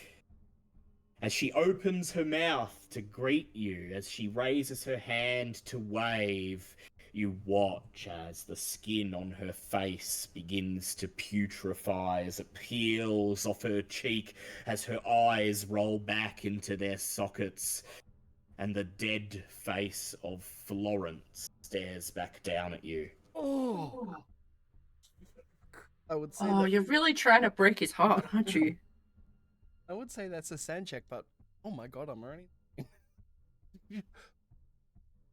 The gun shaking is still clutched in your hands. I'm just shaking as I casually lower it and rubbing my is Lawrence, is that you? And I'm just constantly blinking. This can't be. Do I see it? Or am I? Yeah, Edna, you can just about now, as he's lowered the gun and gives her the chance to descend down the sand dune. That's You not Florence. It's Dominique, waving, calling out and walking a pace or two behind her. Someone you've never seen before. A man with a larger than average build, but his suit sort of hangs off him lopsided, and he looks like he's constantly down on his luck. Do I still see And at this moment, you shake your head as you hear Edna call out, and it's Dominique. again. Dominica. so Edna? So you no longer Oh my see god, Florence. is it you? Oh my god, Edna. Blake. I just drop my gun in the sand and fall to my knees and just stop babbling a little bit. Broken. Well, I found them. Now I need to get you guys back home so I can get paid. Oh my god, how did we... Who's that? This is Al. Al joined us today. Hello there. Kenobi. Hello? Hi. Ow. I'm not gonna get up in a hurry, just excuse me. I'm just lying in the desert. Dominique, as this is I- happening, As, go ahead. as they're being reunited, I pick up Blake's pistol and check it. Yeah, it seems to be a normal pistol. It's loaded, and Yeah, I just kind of want to take it away from the insane Yeah. man, thanks. meanwhile, Dominica is just you're seeing Edna like babbling, and Blake is babbling, and they're not sure what's going on. But you notice that Dominica, that Edna is. Her dress is still drenched in blood. She's still clutching her side as she walks. Her wounds appear to be freshly bandaged, but aside from that, it looks as if she's in the exact same state that you last saw her in. Oh dear god. Wait, didn't you say these guys disappeared like a month ago? A week, but week or so, but It's only been like More a couple than- of hours for us. The sand has that effect on Yeah, Oh my gosh. this was me asking out of character. Dominica. No, this was Oh, me asking okay. you, Garrett, didn't Um, wasn't I called in because they'd been missing for a few days? what do you mean Well- a few days? Did you followed us through? How did you come through? Did that thing chase you through? Edna, it's been a week. No, it's only been like. No, we that came must have much from fun. I don't know, Blake's it's we only came been- from Blake's room At, at the It's school. only been like. at that point, I had kind of. You were in my room. Did you find that letter? Dominica just goes up to Blake and gives him the biggest squish. So sorry, Dominica. Sorry. Al, Me- you're me- watching these No, me people being fall me. apart. Me being me, I pull out a hip flask from my pocket and hand it over to him. That's how That's not gonna work. That's when Hey. Edna comes behind me with the book. Whack.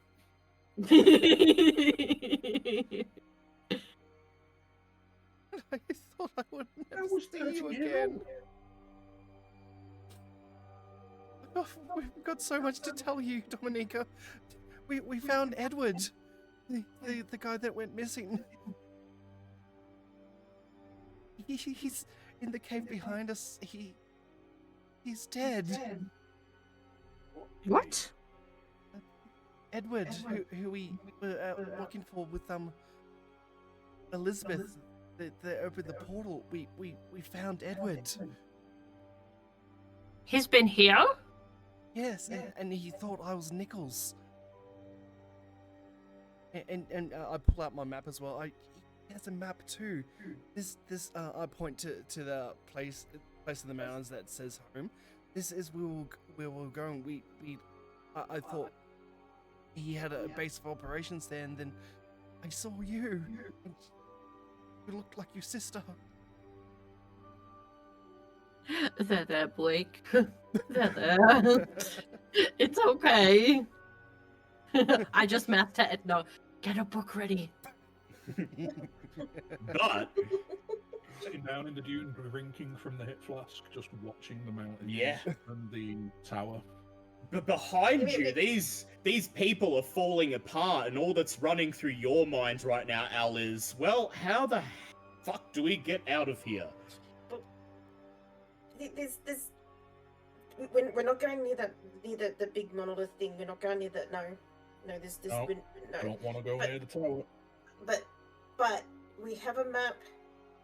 that's apparently leads to home, and so I'm assuming that it's Edward's. Is it Edward? Tell me this map. Yeah, Edward. Yeah, And Edward's. I also point out I'm still babbling, trying to dry my tears. This big question mark in the middle. Is it in the middle of? It's sort of closer to where the label for home is, but it is still out of the way. It's about at least another hour's walk No. past where you found Edward Darby. I point that out Okay. to them. I think this is where he was. There wasn't much on him. There was just an ID in this map. But we. Can I take the map and look over it and see if there's anything possibly magically hidden? Was Edward? What kind of like investigator was Edward? You don't know. We You don't, don't know. know. You just know he was part of the society. His ID says he was a professor of anthropology. Anthropology. Take the map, and to your untrained eyes, it appears to just be a regular map. Crude, but probably as accurate as he could make it. It doesn't appear to be anything supernatural. It looks almost like the expedition stuck here have been slowly ranging out from this location, mapping it as they go. Okay. Is there anything else I can glean from the map? No, not really. I You don't. Do you have any points in either natural world or survival?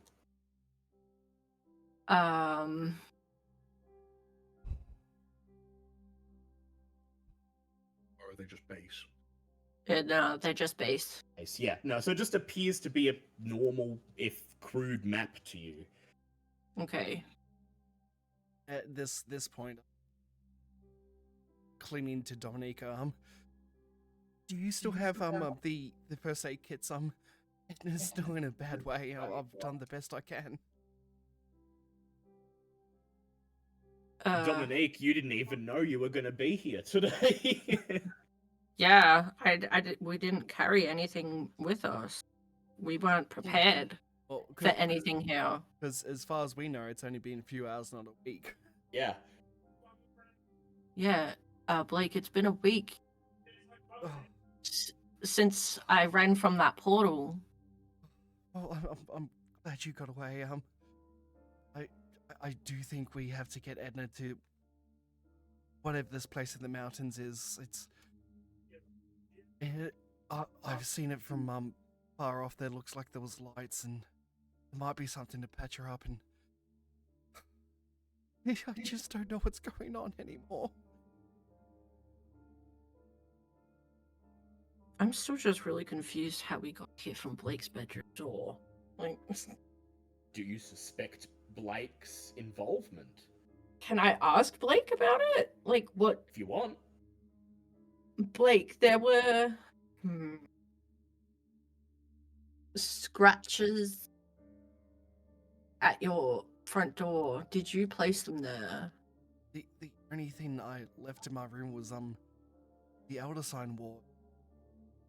The book I was hoping your sister would find, but I'm glad you still.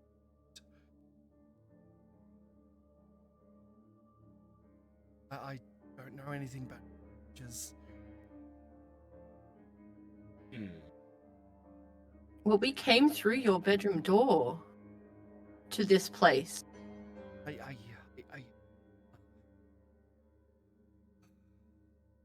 I'm going to need some man. At this point, I'll take a minute for myself and what's the name of the spell? Written down. Apparently, I did not. Yeah, communicate. You want to reach out to Yig? All right, go ahead. Spend any necessary MP and make your power check. Meanwhile, Al, you were going to do something. Yeah, I light a cigarette and walk over to Edna, pulling out a small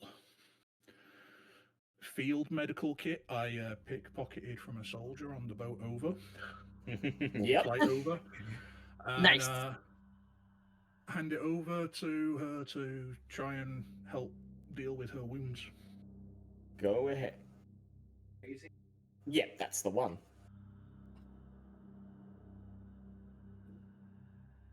All right, so we have a first aid kit, but no Teve. I mean, I have whiskey. Chief, but we do have the four of us now, so You do, yes. Can I have a sip? Yeah, I handed the I hip really, flask. I really think I need some of that. I'll take a. You a take the swig. hip flask, and will anyone attend to her wounds? I'm not a trained medic by any means, but I've got this if anyone knows anything. I'll take a swig. Take a Well, swig. Oh, You feel your nerves calm and the lingering pain dulls, and you may add 1 point to your sanity.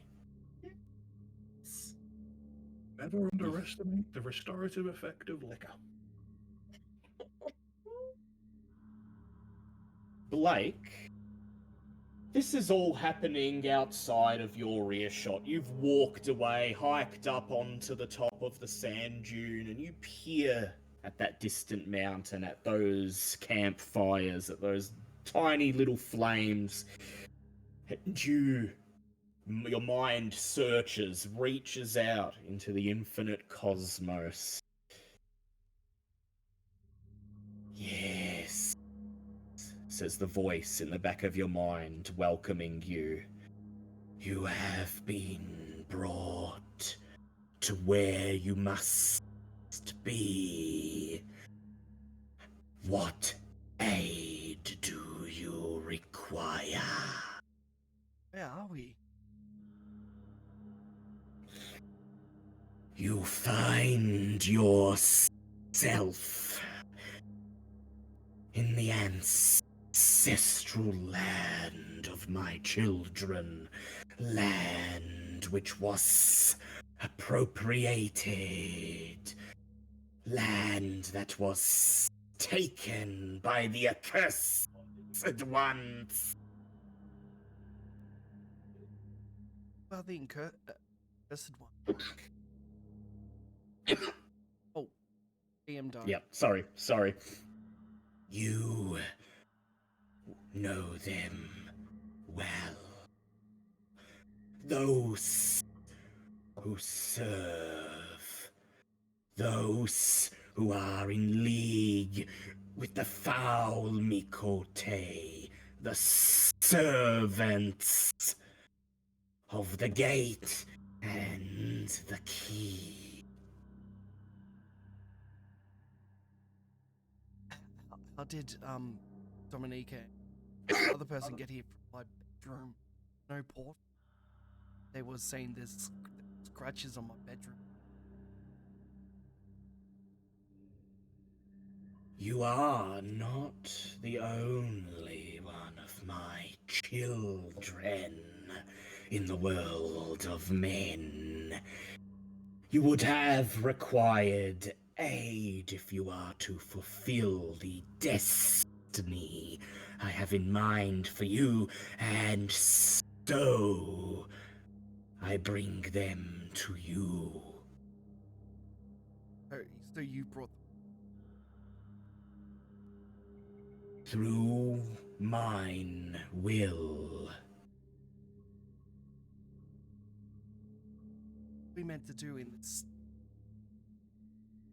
strange world? Seek out she who came before. Follow this path. And that is all he says. Also, I just want to point out I picked out on that spell because it's only one d10 cent. Lovely. You hike back down the sand dune, rejoining the others just as Edna's finishing, taking the final swig of the hip flask. Sorry, things got unplugged. Hold on. All good, all good. Sorry, I put down my book and unplugged my headphones. So say you hike back down the sand dune, rejoining the others, just as Edna's taking one last swig of the hip flask and handing it back to Al. Greatly appreciated. You're welcome. Bit of the stiff upper lip were good.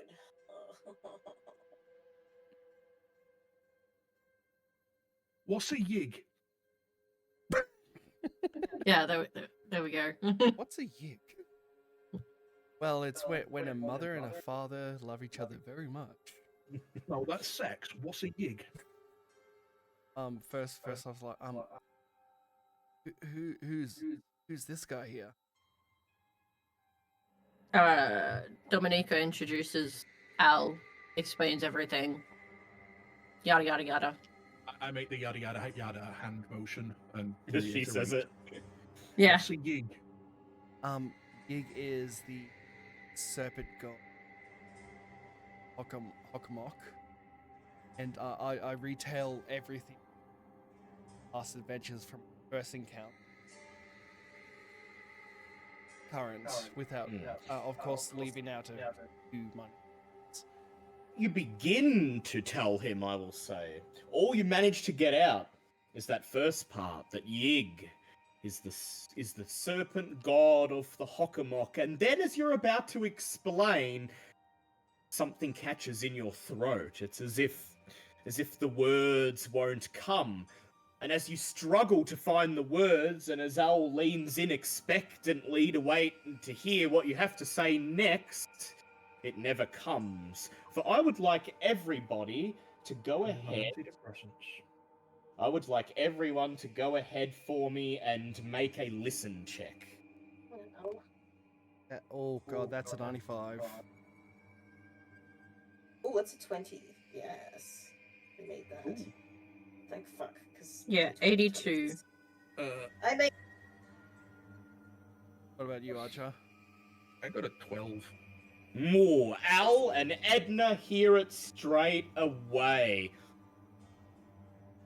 A rushing, sweeping sound, like the sound of torrents of sand pouring through some unseen channel.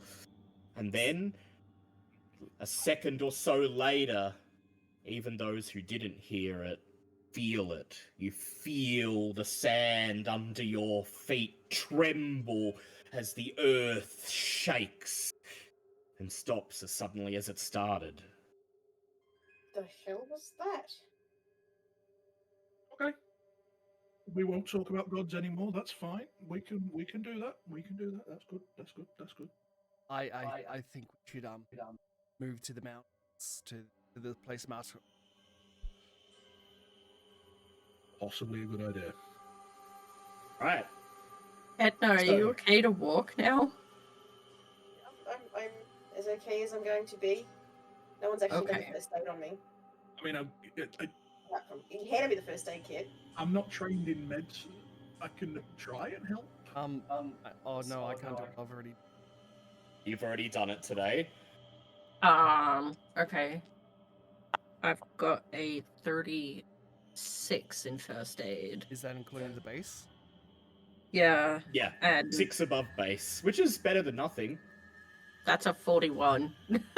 Oh. You know what? I will make that a pass Ooh. because he gave her the alcohol before, and I'm going to say that calms her nerves enough that you are able to dress her wounds without her twitching or fidgeting, and that makes it a lot easier.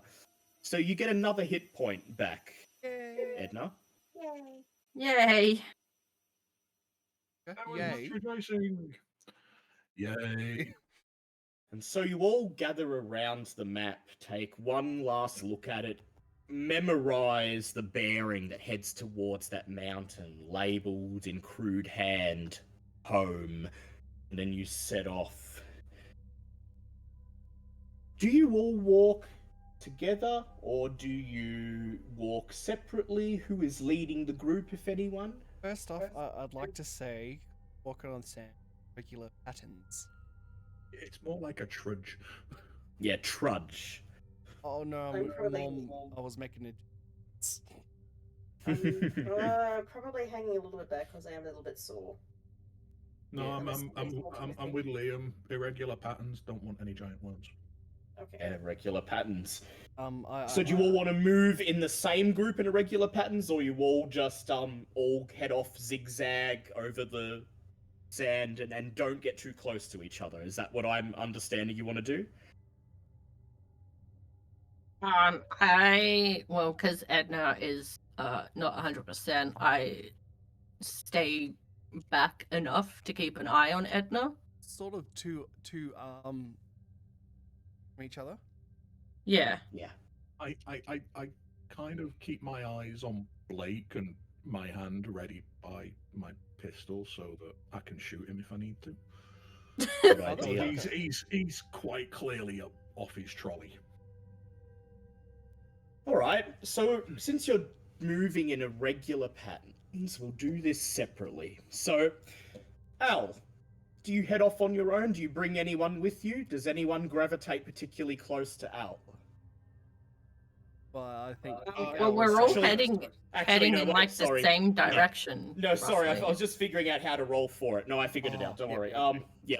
So, since you've decided to move in irregular patterns and you're staying sort of within a couple arms lengths of each other, but not not being clumped together and not being packed out, I will allow you all to roll stealth with advantage. Hey, Stealth, no Or points in if stealth. you have it, you can pick survival instead. Do I have survival? Don't have. stealth is at An advantage, Al, means you roll twice and take the better roll. I rolled a 40. Stealth is base at Ooh, 20. I rolled an 11. I rolled a Thank God for stealth. 15. That's a hard. Hard. I Yep. rolled an 11 on the base stealth. Awesome. My stealth is base. I rolled an 18. 18. Oh, so everyone passed except Dominique, but that's okay, Dominique, because that was a group roll, so the group passes. Whew. However, Dominique, I will get you to do something else in a minute. Uh-oh. Uh-oh. It's Oh, the roll two tensest. d6s. It's the tensest moment, tensest period of time in your life that you can recall in recent memory. It's not a long trek. It's not a particularly arduous one, but the next hour or so as you make your way across the sands are so filled with anticipation of dread that the entire way you feel as if you're seconds away from death, as if your next step will cause the sand to fall away underneath you and send you plunging to your death. The trek is silent, slow, cautious. No sound save for your footfalls on the sand, the distant whistle of the night wind as each of you make your way across the dunes. Sorry, Occasionally, just to interrupt, because Yep. I'm a smart ass. As we're walking, I just decide to say to Blake, you know, in the future, you see a weird portal, maybe we don't walk through it. Yeah. I'll keep that in mind. Who's I'm gonna ask everyone. Al, what is your luck? Let me just 65. 55. Dominique, what is your luck? It's currently 30. Edna, what is yours? 42. And Blake, what is yours? Currently at 30. Hmm. Well, Blake, you are the lowest, but Dominica failed her stealth check before. So I'm going to say that she has lower luck than you for the purposes of this. Okay. Uh-oh. So an hour's passed. The only sounds have been your own footfalls, no signs of life. You all see those tent pole-like tracks in the sand. You keep expecting to see what made them, but you see nothing. The only signs of any life in this place are those distant dying fires, and the occasional soft, slow rumble of the earth beneath. Dominica, you're Yeah. about middle. You're somewhere in the middle of the group. Owl and Blake are a bit ahead of you. Edna is a bit back. You're about in the middle, a couple arm reaches away from anyone else. I'd like you to go ahead and make a spot hidden check for me. Oh, thanks, Bulgy. The hell was that? That was an 81. Spot hidden is 74. Ooh, would you like to push that or spend luck? I can push. 44. There we go. 44. Your eyes are stuck on Blake. You've been watching him this whole time, curious about him and Edna, to make sense of what they've endured before you got here. And it's only at the last moment when you look down and audibly gasp as you see about a centimeter from your right foot, from the very tip of your boot, a large grey desert spider. Mundane, save for the fact that it's about the size of a dinner plate. I jump and scream. Do you immediately jump and scream? Out of character for a second, just one moment. Yep. Yes. Because it startled me. Yeah.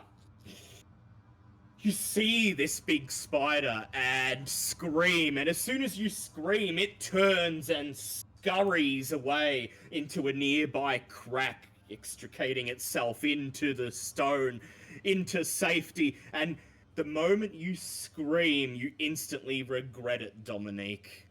Yep. Everyone around you pauses. The ground begins to rumble.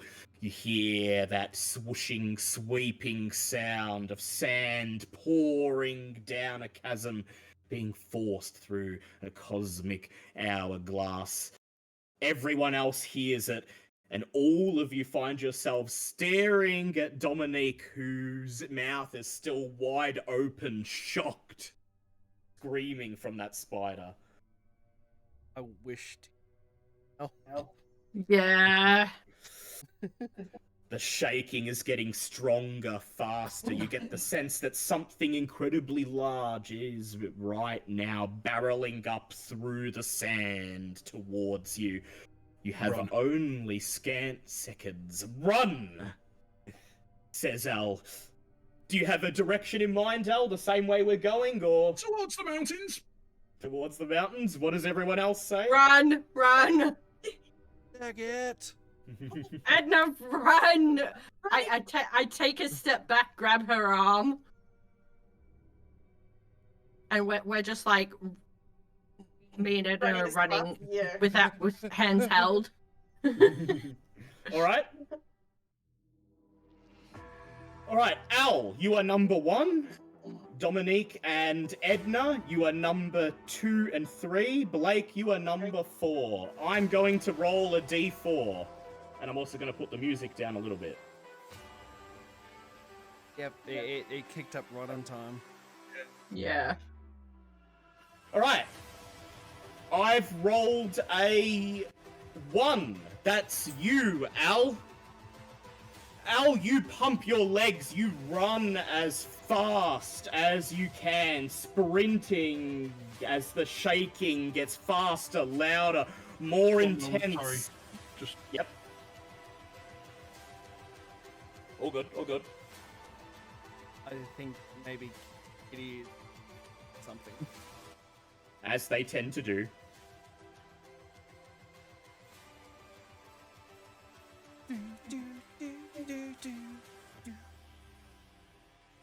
really oh, what do you synthwave? Yeah, I know. That's because it's my Delta Green playlist. Oh. And I do Delta Green with a lot of synth. Yeah. All right. Well, we'll get to Al in a moment because I'm gonna do more than one person. I'll roll the next. That is a 3. So Edna and Dominique, that is you. You're forcing yourselves as fast as you can, tearing up the side of the sand dune, but Edna is weighing you down, Dominique. You're both moving slower than you should be. Leave me and run. I left you once before. I will not leave you again. No, The I'm sa- slowing you down. You need to run. The sand beneath your feet begins to tremble, begins to rock.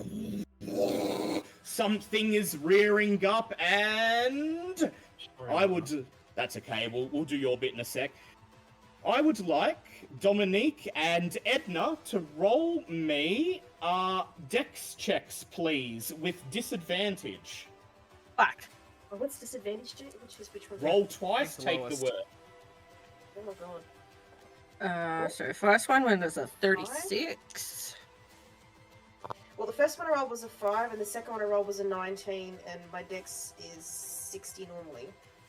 First one was Very a nice. 36. Second one was a 7, and my dex is 55. 55. All right. There's a terrible roar as the sand in front of you begins to part. As if the ground is being torn asunder. A great shadow begins to rear up in the chasm beneath, and you find yourself transfixed, find yourself unable to move, even as your body urges you onwards, as you see something terrifying rise up. I'm going to put a picture in Owlbear Rodeo as I describe what you see. Let me just get that up here. For the audience at home. So the audience Also, at home can see what is appearing.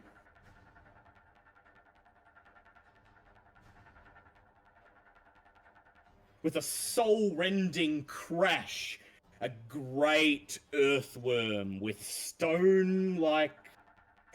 stone-like hide and a gaping maw flecked by lashing tentacles, each the girth and length of a tree trunk barrels out of the earth, its maw wide open, and then you watch as it wrenches itself free of the earth, flying through the air.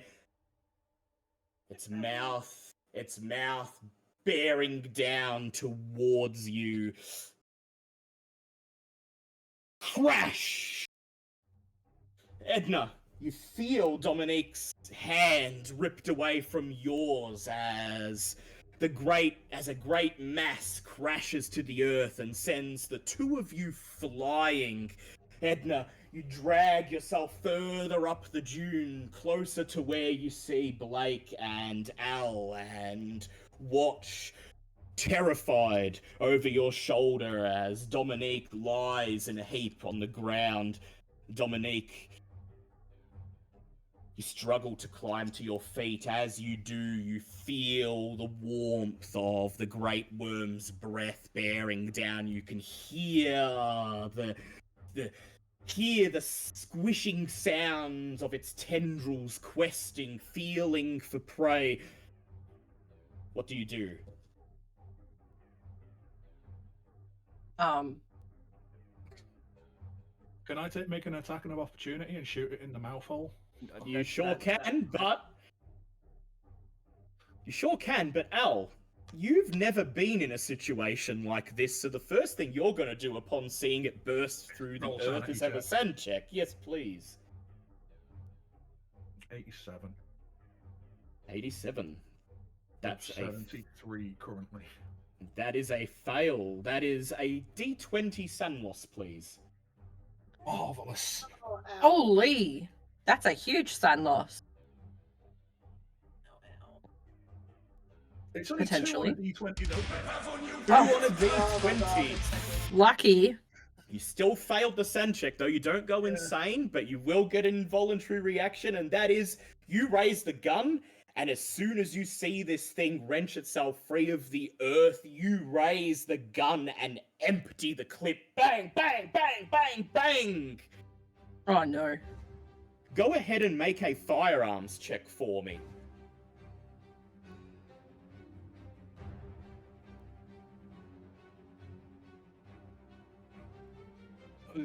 73 against my 70. 73 against your 70. Bang! You empty the entire magazine of Blake's pistol. It's a revolver. I know, but you were holding Oh, Blake's you did pistol one. most Alright, recently. cool. Yeah, sorry, you Yeah, pulled alright. it out and bang, bang, bang, bang. You empty the magazine, and only a single of those bullets manages to find its mark, glancing off one of the wildly gesticulating tendrils, flecking the rock-like hide, somehow breaking through and drawing a single drop of yellow blood. But Dominica, that's all you need. Above you, you see the great beast roar. Its tentacle flicks away as the bullet impact strikes it, and you have a scant few seconds to roll to safety or do whatever else you'd like. Yeah, roll to safety and try to get up and run. All right, go ahead, make me a dodge check, please. Dodge. Yep. That's half your dex, I think. Oh, half Yep, dead. Yep, base, if you don't have it, is half dex. Ah, but 64, so no. 64. Go ahead and make a luck check for me. Ah. It is... Nope, 63. 63, that is a fail. However, that's good for you. What that roll was for was to determine whether it's going to gobble you up or whether it's going to take offense to the person foolish enough to try to fight it off. You're lucky. You hear yourself exhale in relief in spite of the situation, Dominique, as when the Great Moor is just meters away from you, it stops. You hear another gunshot in the distance as Owl empties the rest of the clip, and the creature roars, leaping to the ground, crashing into the earth far away from you, before rearing up, turning in the direction of Owl, and with a sickening squelch, firing a great globule of yellow fluid in his direction. Owl, go ahead and make a dodge check for me. Ay. Okay. 15 of my 32? It's 32. 15 or 30? Did Edna make it up? Yeah, she made it up. She's Okay. She's fine. I got- That is a hard pass on your dodge. I'll now roll for the... Ooh, very nice. He got a normal pass. As soon as the thing rears up, you realize you've got his attention, Owl. You throw yourself to the ground and scurry behind a jagged rock just as a great globule of acid hits the ground. If you were standing where you were standing a fraction of a second ago, there'd be nothing of you left. You managed to avoid that fate, but you still scream in agony as a fleck of acid ricochets off the ground, splashing you behind the rock and dealing 5 points of damage Ooh. Okay. and inflicting a major wound. All right, Blake and Edna, what are you guys doing? Did you? Crawling up that chute. You're just running for it? Well, I'm crawling. crawling? Essentially. So you guys are crawling very slowly, hoping it won't notice you? Well, I'm still up. Is Dominique standing as well? She's climbing to her feet now, but it looks like the new guy has drawn its ire. I help. You're welcome. Don't fuck with a doll. I help Edna up and go run. We gotta get out of here. We gotta get out of here. I'd like Edna and Blake both to go ahead and roll me dex with disadvantage, please. If you're helping Edna, if you're not helping Edna, you can just go ahead and roll, but either way, Edna will be rolling with disadvantage. 38 and I a... guess 30 and a 6. I got a 38 and a 38. They're both passes. Ooh, Yeah. you're lucky. You hear her gasping for breath, straining, and Edna, it feels like your heart is about to burst. It feels like your body cannot take this strain as Blake pulls you further and further away, the ground rumbling, the great screams and roars behind you, blocking out literally anything else. Dominique, you're climbing to your feet. You can see the great body of the worm mere feet in front of you, its entire body quivering as it tries to find its prey, as its tendrils quest through the air, trying to find out where Al has escaped to. What do you do?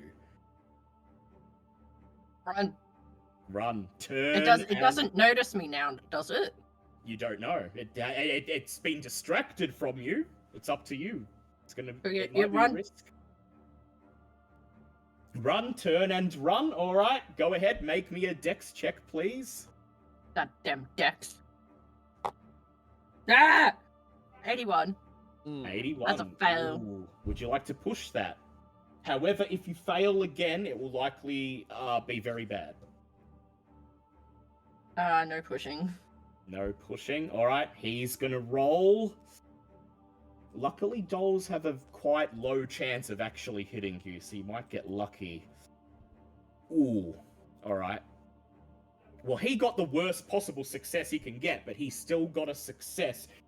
You start sprinting, Dominique, and as soon as your feet strike the sand, the great beast feels the vibrations. It turns, it swivels on the spot, and you feel once more its oppressive, overbearing breath as it lunges towards you, trying to swallow you whole.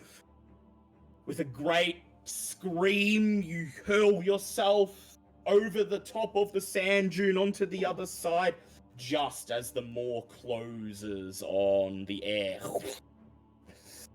A single tendril lashes out, knocking you off your feet, and you take 4 points of damage, but are alive.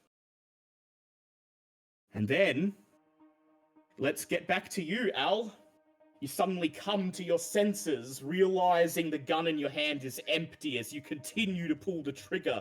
The beast is now no longer facing in your direction. It's decided to go after Dominique again. The acid that clings to your skin burns. Your whole body feels like it's in agony. Marvelous.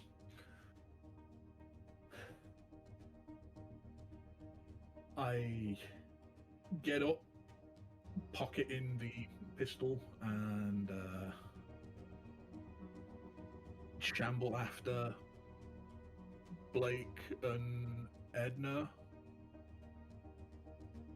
All right? I'm You're gonna run for it, or you're gonna try to not be noticed? gonna try and not be noticed. All right, go I ahead. don't feel like being digested.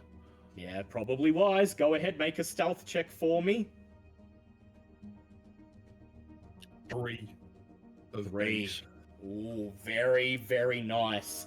You slide Blake's empty gun back into your jacket pocket, crouch, and slowly begin to crawl along the side of the sand dune. You see Edna and Blake dip over the other side and crawl after them, slowly crawling to safety.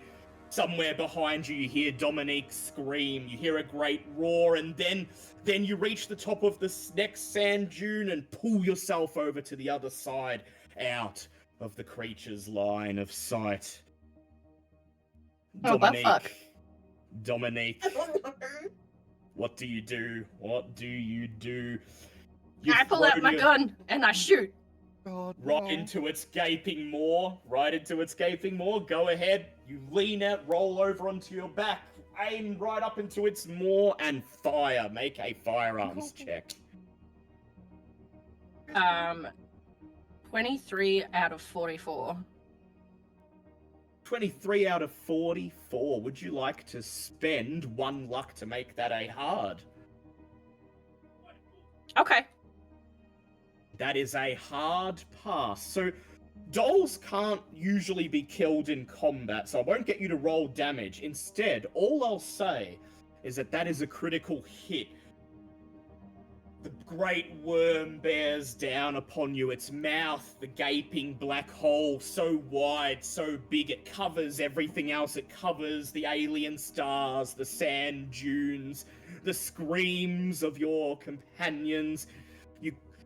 You brace yourself as you raise your gun, and as you tighten your finger on the trigger, you prepare yourself. You resign yourself to your fate. In your mind, you fix an image of your sister's face. You'll be joining her soon, you think. And then, bang! You fire the gun. The bullet slams into the long, fleshy, red tendril at the back of the maw, the doll's tongue. It flicks from side to side as the bullet slams into the base. Yellow blood spews forth in a gruesome fountain. The great worm rears back and roars in pain, giving you enough time to make a break for it, if you'd like to. Everyone else is waiting for you over the next rise. Go ahead. Dexterity check, please. 37, so yes. 37. You don't even wait to fire another round. It takes you a scant fraction of a second to process the fact that somehow you are still alive, somehow you made it, and then it's almost like an outside force takes control. You hear Florence's voice in your mind telling you to stand up, turn, and run. And you do. As the great creature thrashes behind you, you hurl yourself over the sand dune, rejoining the others, and then the 4 of you huddle there in the sand, watching as the great worm screams as its tongue and tendrils flail through the air, and then finally, oh mercifully, it descends back down into the earth, giving up the chase. Yay. Oh my god. No death. Fuck that! I run to Dominica. Dominica! I wish I had a book.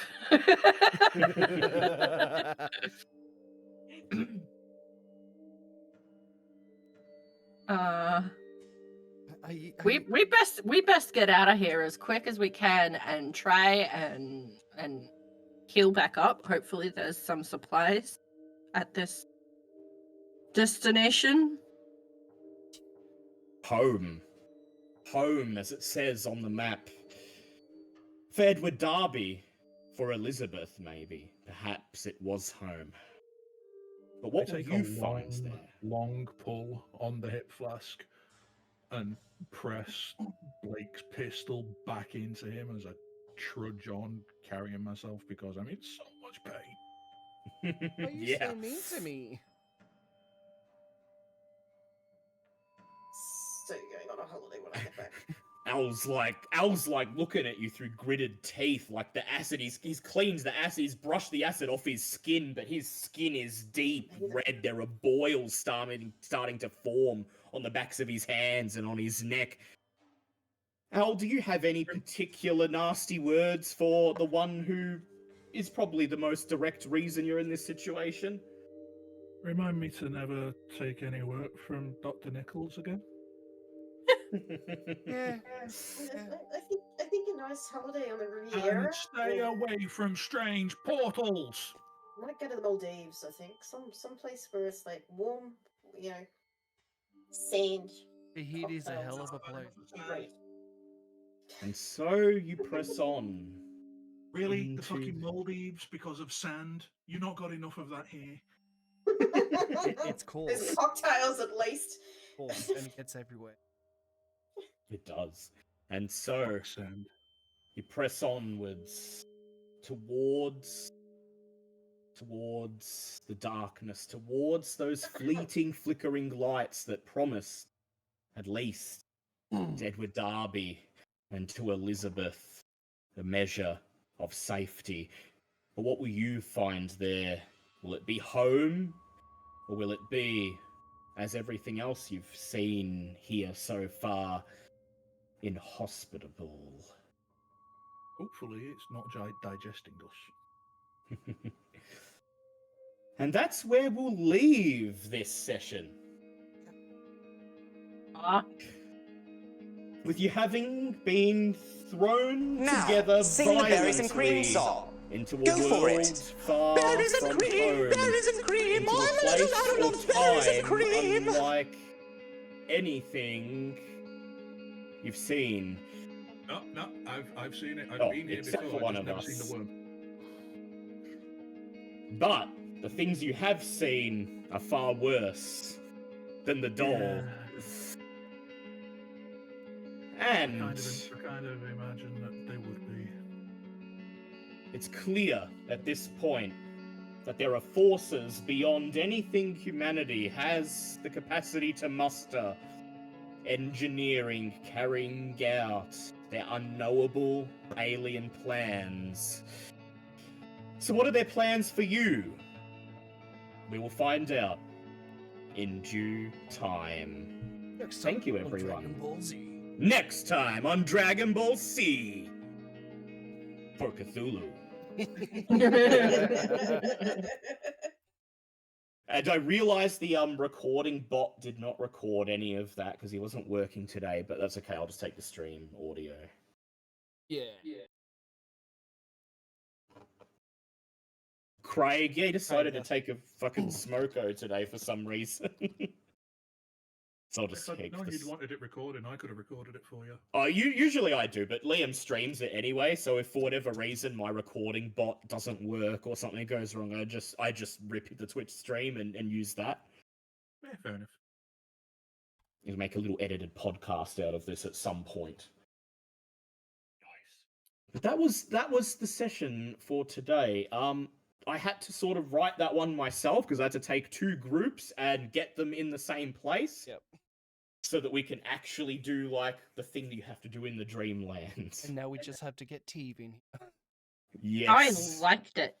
I think I'm still really freaking confused about how we got here through the It was bedroom very door. reminiscent of that Doctor Who special where they end up on the desert planet in the London Yeah. double-decker bus. Oh yeah. Seen that. I That's haven't all I seen was that. thinking. I haven't seen that, but I can see, yeah, like how you would think of that. No, so basically what happened is somebody, I won't reveal who, set a trap of sorts in Blake's room that would transport you to where Blake was. So, I should have shot Ed Nichols in the face. so no matter what, if I So like another servant of Yig would have done it as like because like out of character obviously. Yeah, perhaps. Like that may be, you might be on the right track, but all I'll reveal is that somebody has a vested interest in you two being where Blake was, and so rather than waiting for you to go back into the swamp, they directly set things up to send you there. Hmm. And you don't know who or what, but you can probably guess. And yet, for you, Archer, none of this will mean anything to you because you've jumped in at like episode 7 out of a 9 to 10 episode campaign. So but don't worry, there will still be stuff that Al will get to do. I did appreciate that you tied yourself into this location, so I'll be keeping that in mind. Yeah, that was a Yeah, I kind of figured I'd come up with broad strokes of backstory, but then find details on the fly. Yeah, that's my preferred way of doing it. Like, I like to throw the DM a bit of a bone to like make their job easier, but I also Yeah, want my like- backstory to like fit into like wherever they want it to fit in. So that's good. I appreciate that. And yeah, no bonuses to stats or anything because this was just a in between session. The scenario isn't over, but you got away with your lives and your sanity mostly intact. I'll still carry over next session as Well, we'll wait and see, won't we? thank you guys for being here in Twitch, and hopefully we'll see you sooner rather than later. Yes, hopefully. I will try. But no Call of Cthulhu on the 28th, as me and Ale will be to Chaosium. Call of Correct. Call of Cthulhu Central RL. But we will try and do it. We will try and make sure we do a session the very next week after that. So don't be down. Thank you guys. I hope you have fun, and I will see you guys on the flip side. Bye bye.